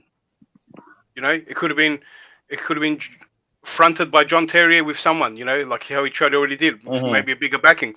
Conor McGregor could be in that group, and then we could have laughed at that. We said, no, Conor McGregor, make a laugh. But I'm saying if when I heard about that Atalanta owner, well, this is a guy that knows at least more football than anyone that we've been told about, right? Yeah, but the fact this guy for me is a front runner. Being an Atalanta owner already causes an issue, conflicts of interest if you want to. I don't know too much about him. I was like, if he's an owner, how much does he own? You know what I mean? There's a conflict of interest. To me, in the worst way, with a lot of these American owners, right? They funnel money from their Premier League clubs to the American clubs. They do it all the time. The Liverpool one, Liverpool owners just buy an NFL team, right? Do you think they can't even sign Salah? So do you think Liverpool is going to invest in the way they have before they won the title again? They won the title. That's it. They're just going to sit back and now enjoy the money. The Glazers are the same, right? Not the Glazers. I mean the Kroenke. He puts more money into his NFL clubs than he does for Arsenal. So if you're going to say a conflict of interest, there's money interest there. But I'm pretty sure you can earn, if you're not a full owner, you can still own another club, shares, because no, you can't. Some people actually own more than one. Okay. No, great. The great input, percentage stuff. Yeah, great input there. Stav, you go ahead. You wanted to respond to the class comments. I'd like to see the fight. Okay. First of all, right. Yeah. Going through the whole process again could put us into liquidation and kill the club. So that's not an option. Bruce That's Buck not an said we option. can survive to the end of the season. Yeah, till May. Yeah. So that's not an option. If you're starting the whole process again, you've got to get people getting bids in again. Well, right? Steph, how long have we been in the process for? Yeah, but we don't know how long it's going to take to finally conclude the new No, owner. but how long have we It's not been in the tomorrow, is process? it? All right, look. When we choose an owner, right now, right, it still doesn't mean it's going to be done next week, does it? The record was 10 days. It doesn't matter. That's what the EPL said, right? Yeah, They so said it could be done in 10 days.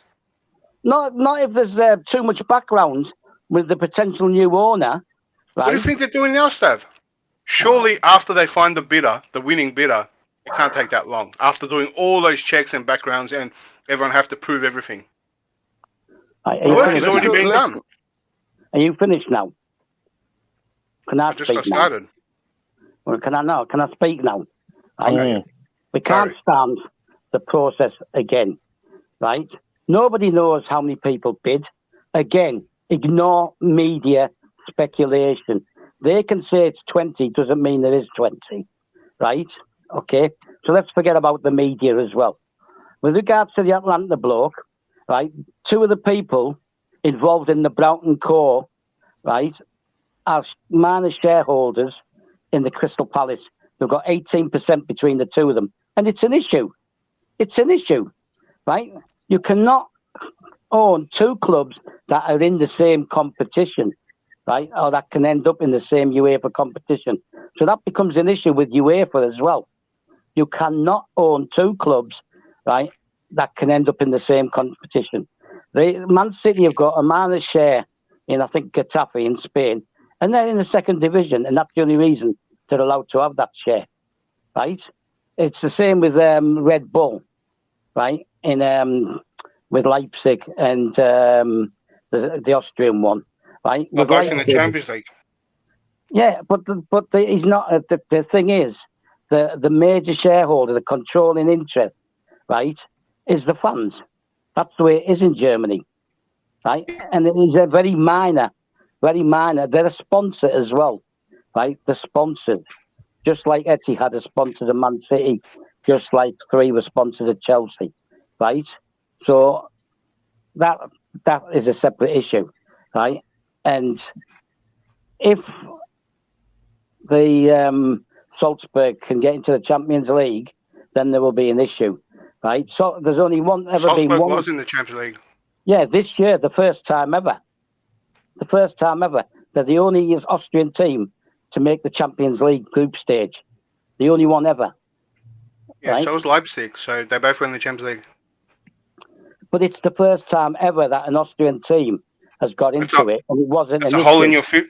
That's a hole in what you said. That's different to what you said. Then. Okay, whatever. You just want to argue, don't you? Right? No, you said you can't own. You can't own because of conflict of interest in the same competition. Use the UEFA Champions League. That's what you said. Now the two clubs. Own two clubs that have a record of constantly being in the same competition. Oh, no, constantly being. No, Stab. It doesn't work like that. You can't just change the rules you just said. It's either you can't or you're not. And plus, Atalanta, and those guys in Atalanta only own 18%, like you just said. You carry on talking. All right, calm down, guys. Let me look at this comment. I saw a comment. I can't find it again. It was by Just Viola. I'll come to you, Pierre. Then I'll go to LSC and then to Helgi. Pierre, that comment says it doesn't look like the Rain. Something like it doesn't look like the Rain Group has a clear procedure for all those things, because I think it makes sense, because the whole process is going beyond the time frame we've been told that it would take for them to make have a short list. So what do you think, Pierre? Do you think they have a clear process in place? It doesn't look like it, if you ask me. Well, I can't talk about the Rain Group and whether they got a clear process or not. I mean, I have looked at the company, and they're a big company. Their expertise is in acquisitions and mergers and stuff. So, they have offices all around the United States. So, reflecting on the thing about any bias they have, they would probably have dealt with some of the American bidders before, because simply on the nature of the fact that they're one of the biggest companies for these type of acquisitions, etc. So, there's always an outside chance that someone in the Rain Group has done business with the Ricketts before or done business with Todd Boehly before. But it all goes down to the fact we don't know how many bidders actually made a bid, how many consortiums there were, individual bidders. And all we know is that there were more than expected, and they are having to go through and filtering that down. As for why we haven't heard of all of those bidders that made a bid, I think that's down to the bidder. Myself, if Nick Candy goes out and said, I've made a bid for Chelsea, if Todd Boehly has said, I've made a bid for Chelsea, they've made it known.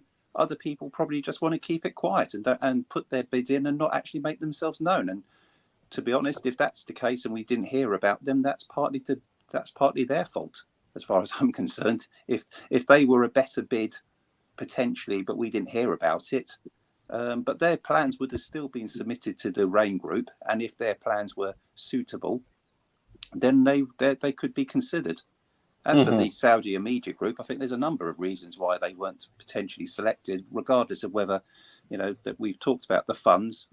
I heard that Nick Candy, it doesn't seem like he is out at the moment, but it was rumoured that he was out. And the reason behind that was he hasn't he hasn't been involved in sport before. Well, that could also be applicable to the Saudi Media Group. They haven't been involved in sport before. A lot of the other bidders have. And the other thing was the length of time it would take for the Saudi Media Group, if they were the bidders, to be able to, because they would have had to pass the Premier League and all the other bits, that it was just how fast they could actually turn the transaction round. Yeah, that's why I always like to come to you. Well, explained it there. That makes sense. LSG, quickly, do you think, does it seem like that they have a clear process in place, or do you think that they make adjustment to their plans as the process progresses? No, the process they have in place is based on what was given to them by Chelsea. And so they are not the ones that they didn't design the process. It's just structured around what Chelsea wants. Yeah, structured around what Chelsea wants. But obviously, they have their own internal company policy in terms of dealing, with their own customers. So that's up to them. But in terms of the sales per se, is based on what Chelsea has given to them, and that is basically there should be, a verifiable access to cash, not asset anyway, verifiable access to cash, and a commitment to maintain employment of every staff, at every level of the club, without reducing their wages or anything like that, or even follow. So they have to maintain the club the way it is at the moment, so we don't want a situation where, players start leaving because of reduction in their wages, things like that, Yeah. So although I've lost interest in the SFG bid, but it's not actually true that they don't have experience in managing sports before. How about finances? Yeah, if they run a football club before, then that means they run everything concerning football. So I know they have a club. I can't pronounce the name, Ahila or something. Ahila. I think they run Ahila. So that they do have that experience. So with regards to this bid now, let's just focus on what we have. Which is the media is presenting before us. We don't know if there are other hidden bids elsewhere.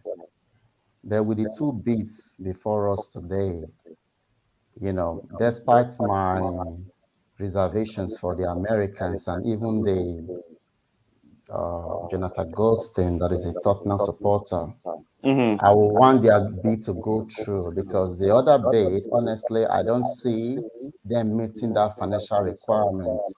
Because even the two billionaires that they're talking about from Crystal Palace, between both of them, they are worth $6 billion. That's about £4 billion or thereabouts. So that's not the kind of money we're talking about here. you know, and Seb Coe is not a billionaire. Sir Martin Broughton is not a billionaire. So that was why I was curious earlier on as to what who their financial backers were, you know. And also, I thought they were being backed by ITEL partners. Now I've realized that it's a different bid entirely for the Portuguese guy. Okay. But as far as this bid is concerned, this Martin Broughton bid is concerned, I don't see where the funds is coming from. Honestly, we are going to end up worse than a club like, you know, maybe Burnley or something like that. Honestly, people talking around saying Brighton has the experience because he was Liverpool chairman. The guy was only there in 2010 for 6 months under Tom Hicks and Gillette when they owned Liverpool. It was 6 months. Yeah, he only ushered in these other people, the FSG group or so, if I'm not mistaken.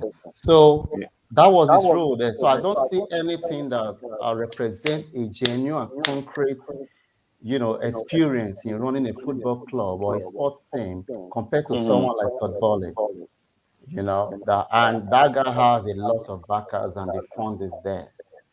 So when it comes to funding, you know, and the ability to, you know, the desire to win, you know, I'm all in for Boehly now, if that's the only option, honestly. Okay, thank you very much for taking some time to tell us what you think about the situation. And again, before we continue, wherever you're watching from, we just need 32 more subscribers to get to 1,000 subscribers. I know we will get there today, even if it's not during the show, because most people come back to, most people watch the show later on. I want to read this comment, and before I do so, please do subscribe to the channel if you haven't. Also, like the videos to trigger the algorithm to push it to more people, or if you can share it on social media platforms where you have presence, I'd appreciate that. I read these. It says from O'Neill Chinyoka. He says, I don't care about the stadium. I have a Roman mentality of winning accolades and making the club a force to reckon. That's my concern regarding the new owners. And remember, winning trophies requires, I think his comment was cut off because it probably was too long. I understand the point, but a stadium is important, especially when we get the new owners who most definitely will be profit focused. Or let me say, we're most definitely looking to get what is called ROI, return on investment, sometime in the future. So I don't think we can do with just Stamford Bridge, given the size at this point going forward. Come quickly, Helgi, can you take a minute to tell me what you think about this comment here? Yeah, I agree with it in the main substance of what it means, because I myself has had always the idea of prioritizing success over this the stadium plan.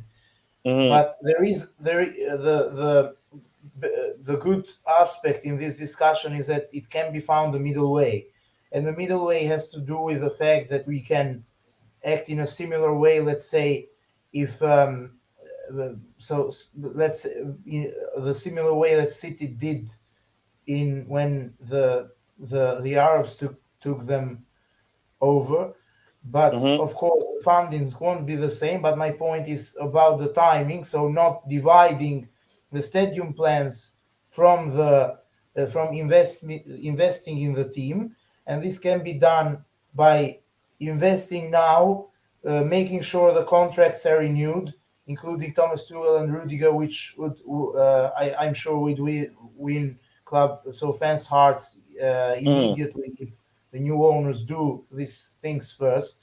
Prioritizing success, creating a sort of structure that is very, let's say, important for the present and the future.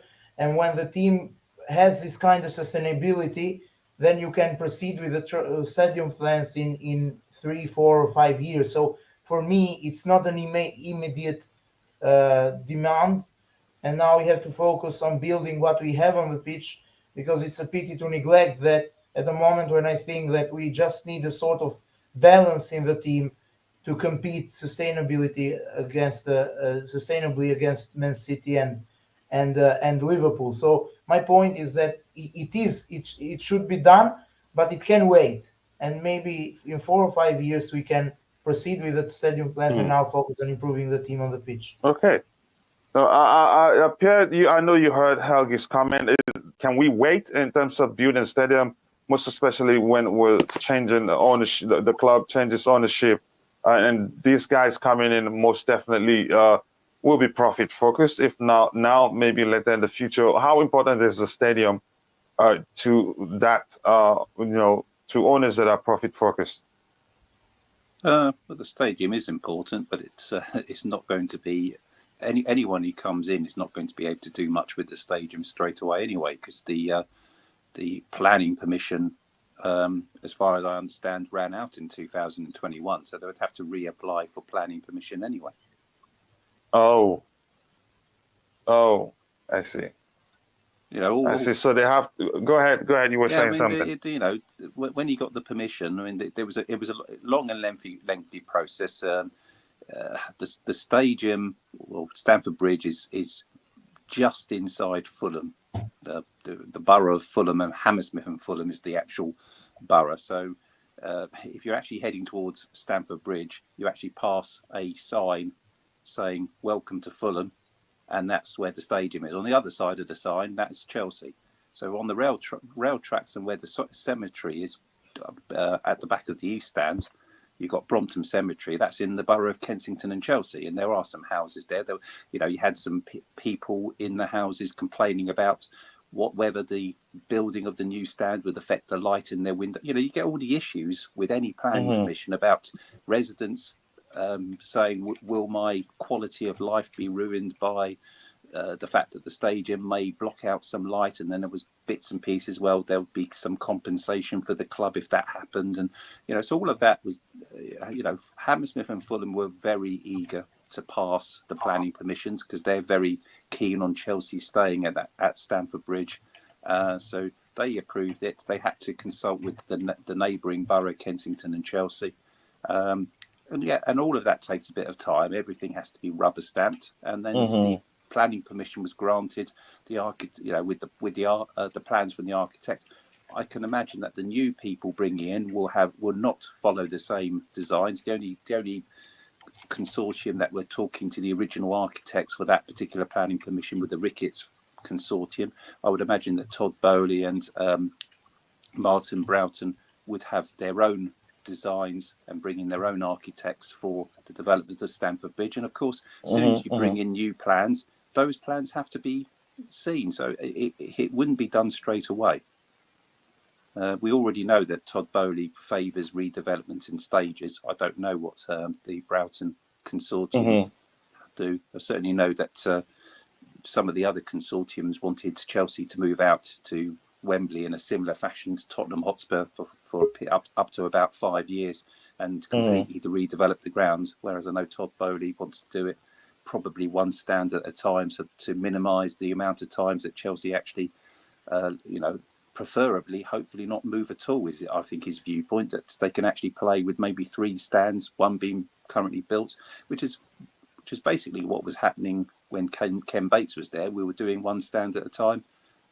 Just having restricted capacity while 1 stand was being built while the other 3 were running. So I think that's really what the plan that Todd Boehly wants. But I think if whoever comes in, their priority will be maintaining what they bring to the running of the club. And I haven't seen enough from the Todd Boehly consortium to say that they will run things the same way as the Martin Broughton consortium, which that's I'm not worried about the fact that one is worth 5.5 billion and the other one's worth 8.5 billion, and therefore one is 3 billion richer. I want to see statements that they want to keep the youth academy running, that they want to have the women's team, they want that they try and run things as they currently are. That's the bit I want. And the only thing I've heard from Todd Boehly is the fact that they want to ensure that they sign some A-list players. Well, that's fine, and that will satisfy those people that we're going to buy some big names. But I also want to hear statements that they will also maintain the youth academy and various other things. And I haven't heard that from their consortium yet. Yeah, thank you very much for that great input. So it's not something that can be done in a hurry, won't be done quickly either, because first of all, you have to go renew the license. That is, if you want to keep the old plan, you can renew it, but if you want a new plan, then it's an entirely new process again. Am I right? Well, yes, the original plans have run out now, so they could have reapplied and said, if Roman Abramovich was there, he was like, I want to go ahead with the plans, and they would. I'm not sure how long that process would take. It wouldn't be as long as it was before. But whoever with an takes over entirely new he's going to have plan. an Go ahead. ideas. Yeah, thank you for explaining that. With an entirely new plan, I think it would take even more longer because I have to go through it and understand the plan, how it will affect the surroundings of that area. So thank you very much for explaining that. Stav, any input on that? But before you say something, I want to say, Declan, now I know why you came ready to fight. You had to go pick up pizza first to eat and be ready. I'd do the same if I were you. I was eating that Stav, pizza too.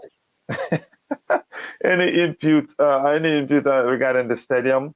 Whether it's going to be a priority or you think it would take time, like Pierre explained.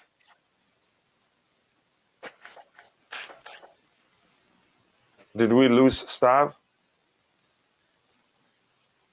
I think so. Okay, looks like it. DJ Stav said maybe. All right, go ahead.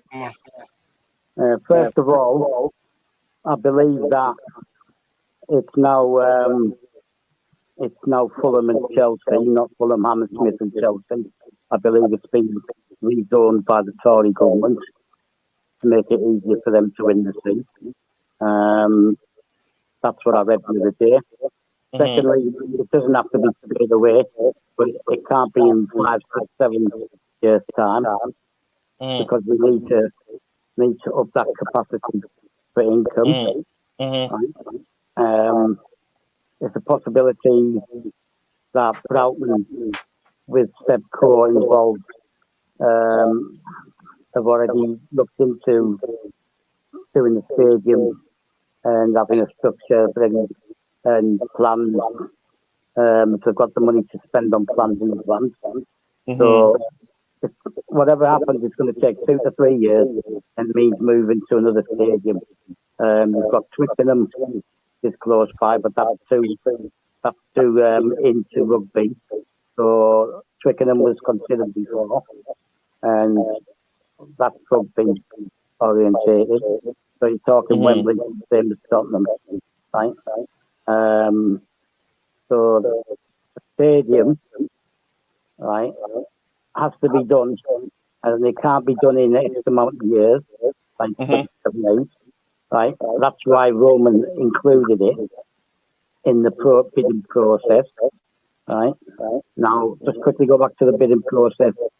We cannot get any information that's coming direct from Rain, because when it's the bidding process, right, law dictates that they cannot make statements until the process is completed. Right, people have been rejected to make a comment that have been rejected. Right, Rain Group cannot say anything. Again, we don't know how many. It's the media who is saying 20. We know they're going to twist things around to suit their own narrative. So the bidding process, obviously, is more than they were expecting. Right? Obviously, they're waiting on people to prove that they've got the funding, and they've got to prove that they've got the backing to do the stadium as well. Not simply about going in. Regards to Saudi Media Group, you know whose favourite group, right? Okay. They turn over 800 to 900 million a year, and that's dollars, I believe, right? They still have expenses, they still have stuff to pay, right? It's not all profit, that's their turnover, okay? Just like Chelsea turned over 490 something million last season, right, and still ended up with a deficit because of COVID. So another issue with them is, and I've said it before and I'll repeat it again, they receive funding from the government. It's as simple as that. They receive subsidies from the government. Every single Saudi media group receives funding from the government. So that is a conflict of interest because they receive that funding to make the government look good, right? And to push the government's image. So that's a conflict of interest. Their bid was going to be based around going into debt, right? Like the Glazers took money from a bank to buy Man United. Okay. So despite the family being worth 1.12 billion, they were still going to fund it that way, right? So that's no good to Chelsea, is it? Because they've got to claw that back. So that's that anyway. So as far as the stadium goes, right? I said already, it's got great chance for transport links. It's in a crime zone, so that's why the stadium has to stay there. So that's that anyway. That's me done anyway. I'll expand tomorrow. If you want to ask me certain questions tomorrow, I'll expand tomorrow, and I'll make sure I get enough sleep tonight. I'm done. Okay, thank you very much, Staff, for that input. I appreciate that. DJ Staff said maybe Nick Candy can join up with SMG as a consortium, but I doubt that will happen, both being Chelsea fans as well. Pierre, LSG, is that even possible? Then I'll go to Pierre. We will have to round up soon because I have to take my boys to school. I think that Chief has said now. So might as well let that one go, you know. So on the issue of the recognized bids, I'm very, very worried if the Brighton group, if they win it, because I don't see the funding there. Pierre mentioned it doesn't matter what the length billions they have among them, you know, if one is 5 billion or the other one is 8 billion.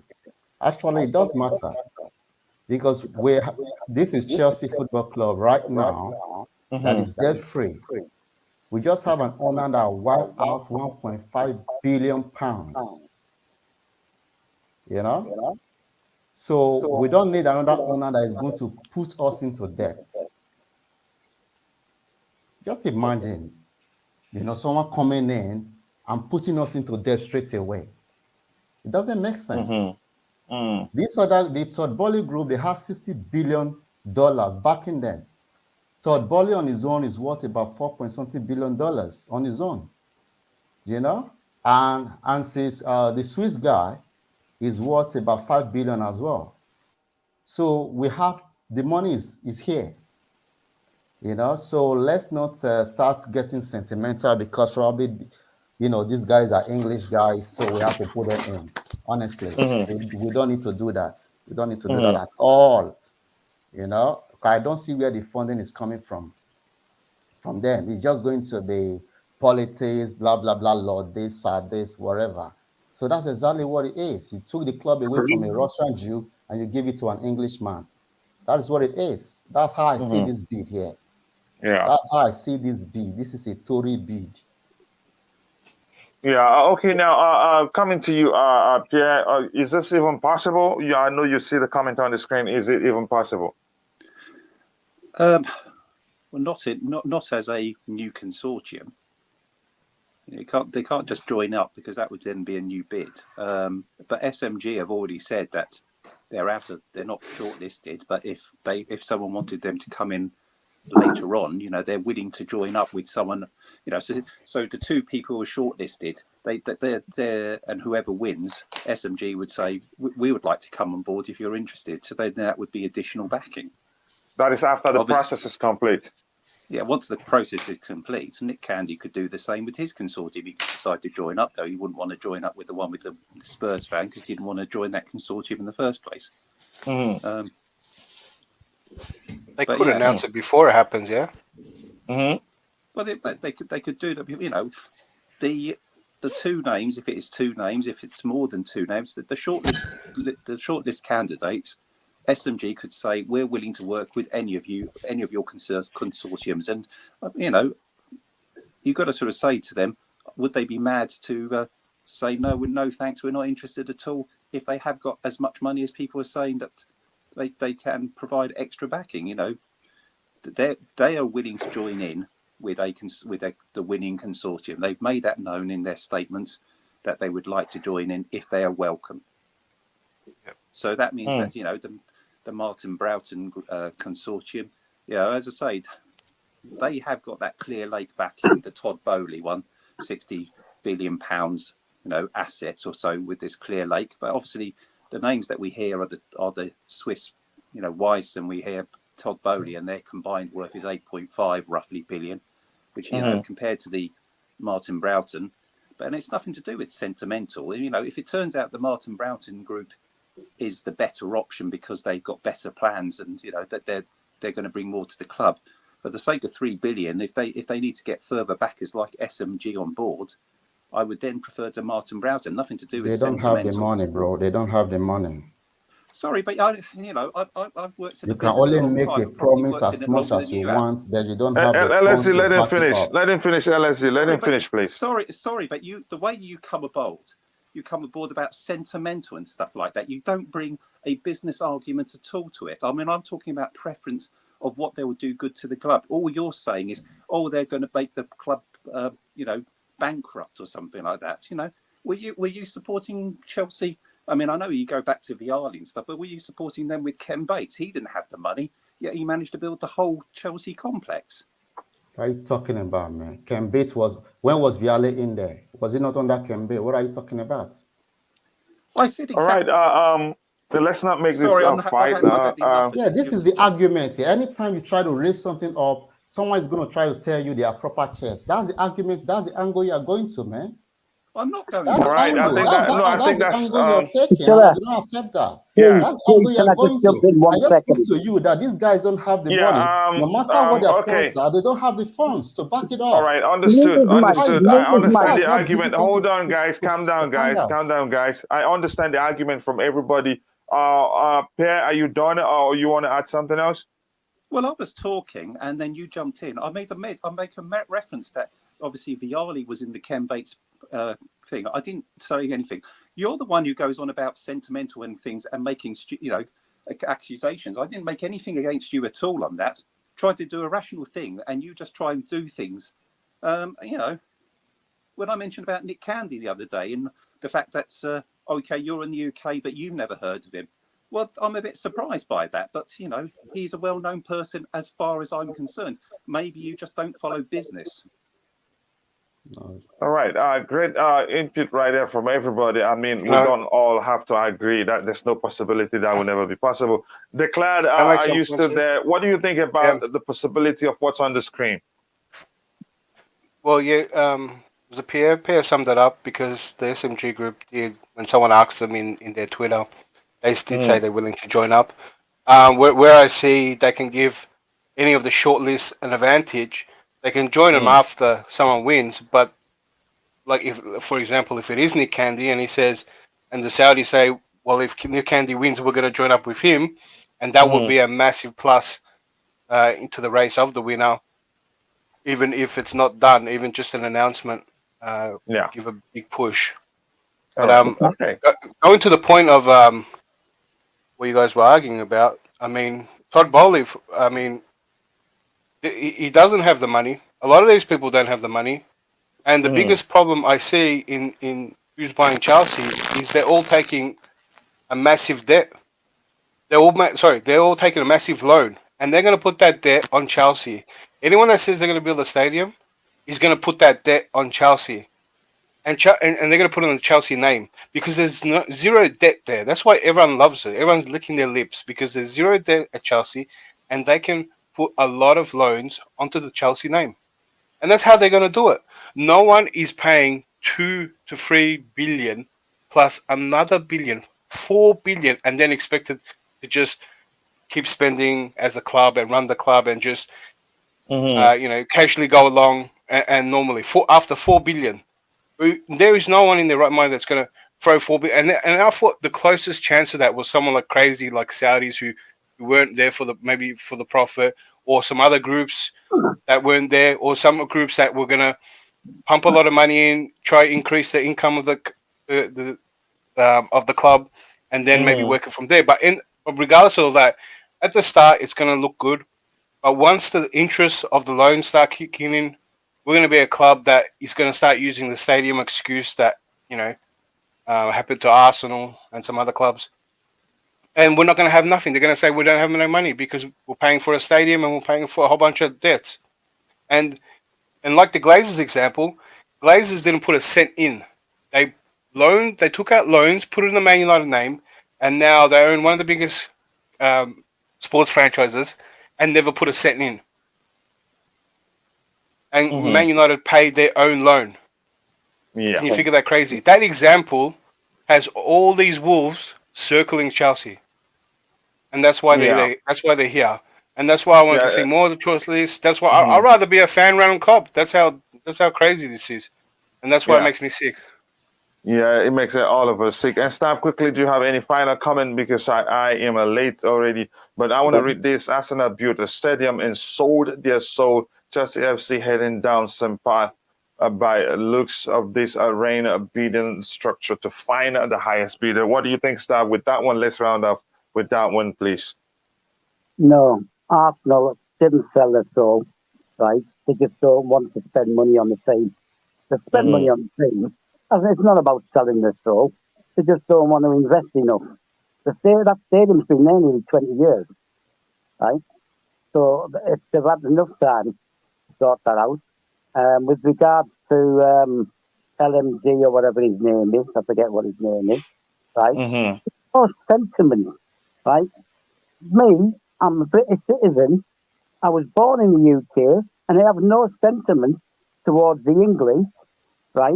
The majority of the English, because it's a bigoted nation. I have no sentiment to them. I've experienced it myself, right? The sentiment is about having people who actually care about Chelsea. That's the sentiment, right? Not English, people who care about Chelsea. And you keep going on about finance. There's other people involved. That's a 5-man consortium and the financial institution backing them. So let's not go down this road they haven't got the backing, because they have. It's as simple as that, right? They have. And they're more likely to take John Terry on, right, add him to the board, right, and take his 250 million. Stab, what group are you talking about? I'm on about the English one. But I just said I have no sentiment towards the English. So I'm talking about Broughton and their core. Nothing to do with sentiment for the English. Like everyone else is complaining, including LMG. Oh, I wouldn't be happy about having a Tottenham fan on it. Well, you've got 2 Chelsea fans there, fronting it, and he's turning it into sentiment about English. You know what I mean? It's ridiculous. Like, the whole thing's ridiculous. No sentiment involved. The sentiment only involved is that they're Chelsea, right? And if you're going to complain about Boehly and you're not happy about having a Tottenham fan on the board, why wouldn't you lean towards a group that has 2 Chelsea fans in, right? And they are likely to take John Terry on as well, right? All right. All right. That's like I said, I'm already late. We have tomorrow to talk about it in detail. Coach, I have to respond to that. Honestly, I have to respond to that. Let's talk about that tomorrow in the show, because I have to take my boys to school. Okay, what do you have to say, LSG?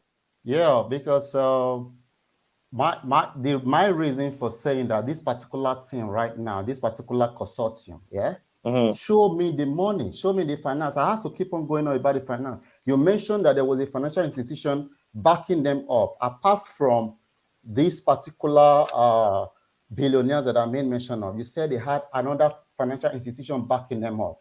And we're trying to establish what that institution was, and we couldn't. Yeah, you gave a name, and that name was not associated with them. That name was associated with the Boehly. All right. And tomorrow is Saturday. Can I come in, guys? If you were listening earlier on, if you're listening to what I said earlier on, I said I was leaning towards their own consortium because we have 2 Chelsea fans in there. All right, but where is the money? You're going to take a loan now. I'm not going to allow people. We have to round off. We have to round off now, gentlemen. Please. People that have been managing budget at Crystal Palace. It's not the same. LSG, please. Let's continue this discussion tomorrow, which is Saturday, and I have nowhere to go early in the morning. But I have to take my boys to school, and I want us to first of all look at this that was shared with us by Just Viola. He says, according to Absolute Chelsea, Letters were sent out by the Rain Group letter on Thursday night, with the successful bidders informed that they will now be notified of the details of the second stage of the process in the next 24 hours. So is it time yet? I'm not sure. Not time yet. But then again, how much longer? I'm not sure. That's what we're not. It's not clear there. So I'm gonna just go through here. I don't think there's anything else to read.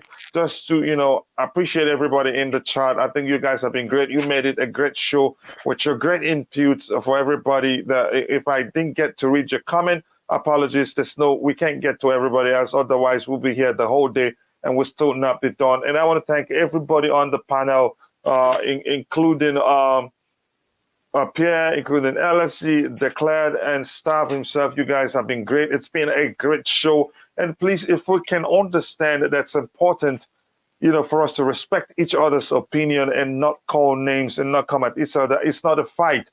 There's no that possibility for us all to agree. We differ in opinions, and again, we'll see things differently. And if we can respect each other, we will learn from each other. Everybody with their respective argument has a point. You just have to pay attention to it. And it looks like we've lost Staff again. And with that, we've come to the end of the show. I want to say thank you to everybody in the chat. More importantly, the queen of the house herself, Just Viola, Michael, and all the people there that have admin moderation access and has been doing well, just trying their best to keep everything clean. TC and everybody else, I appreciate you all. Thank you for being there, and thank you to the panel. I hope to see you guys tomorrow again for another Blue Morning show, because this whole saga hasn't ended. Hopefully we'll have some news, and if there's any need to schedule an emergency stream, I will do that. So thank you guys, and God bless us all, and bye. Bye.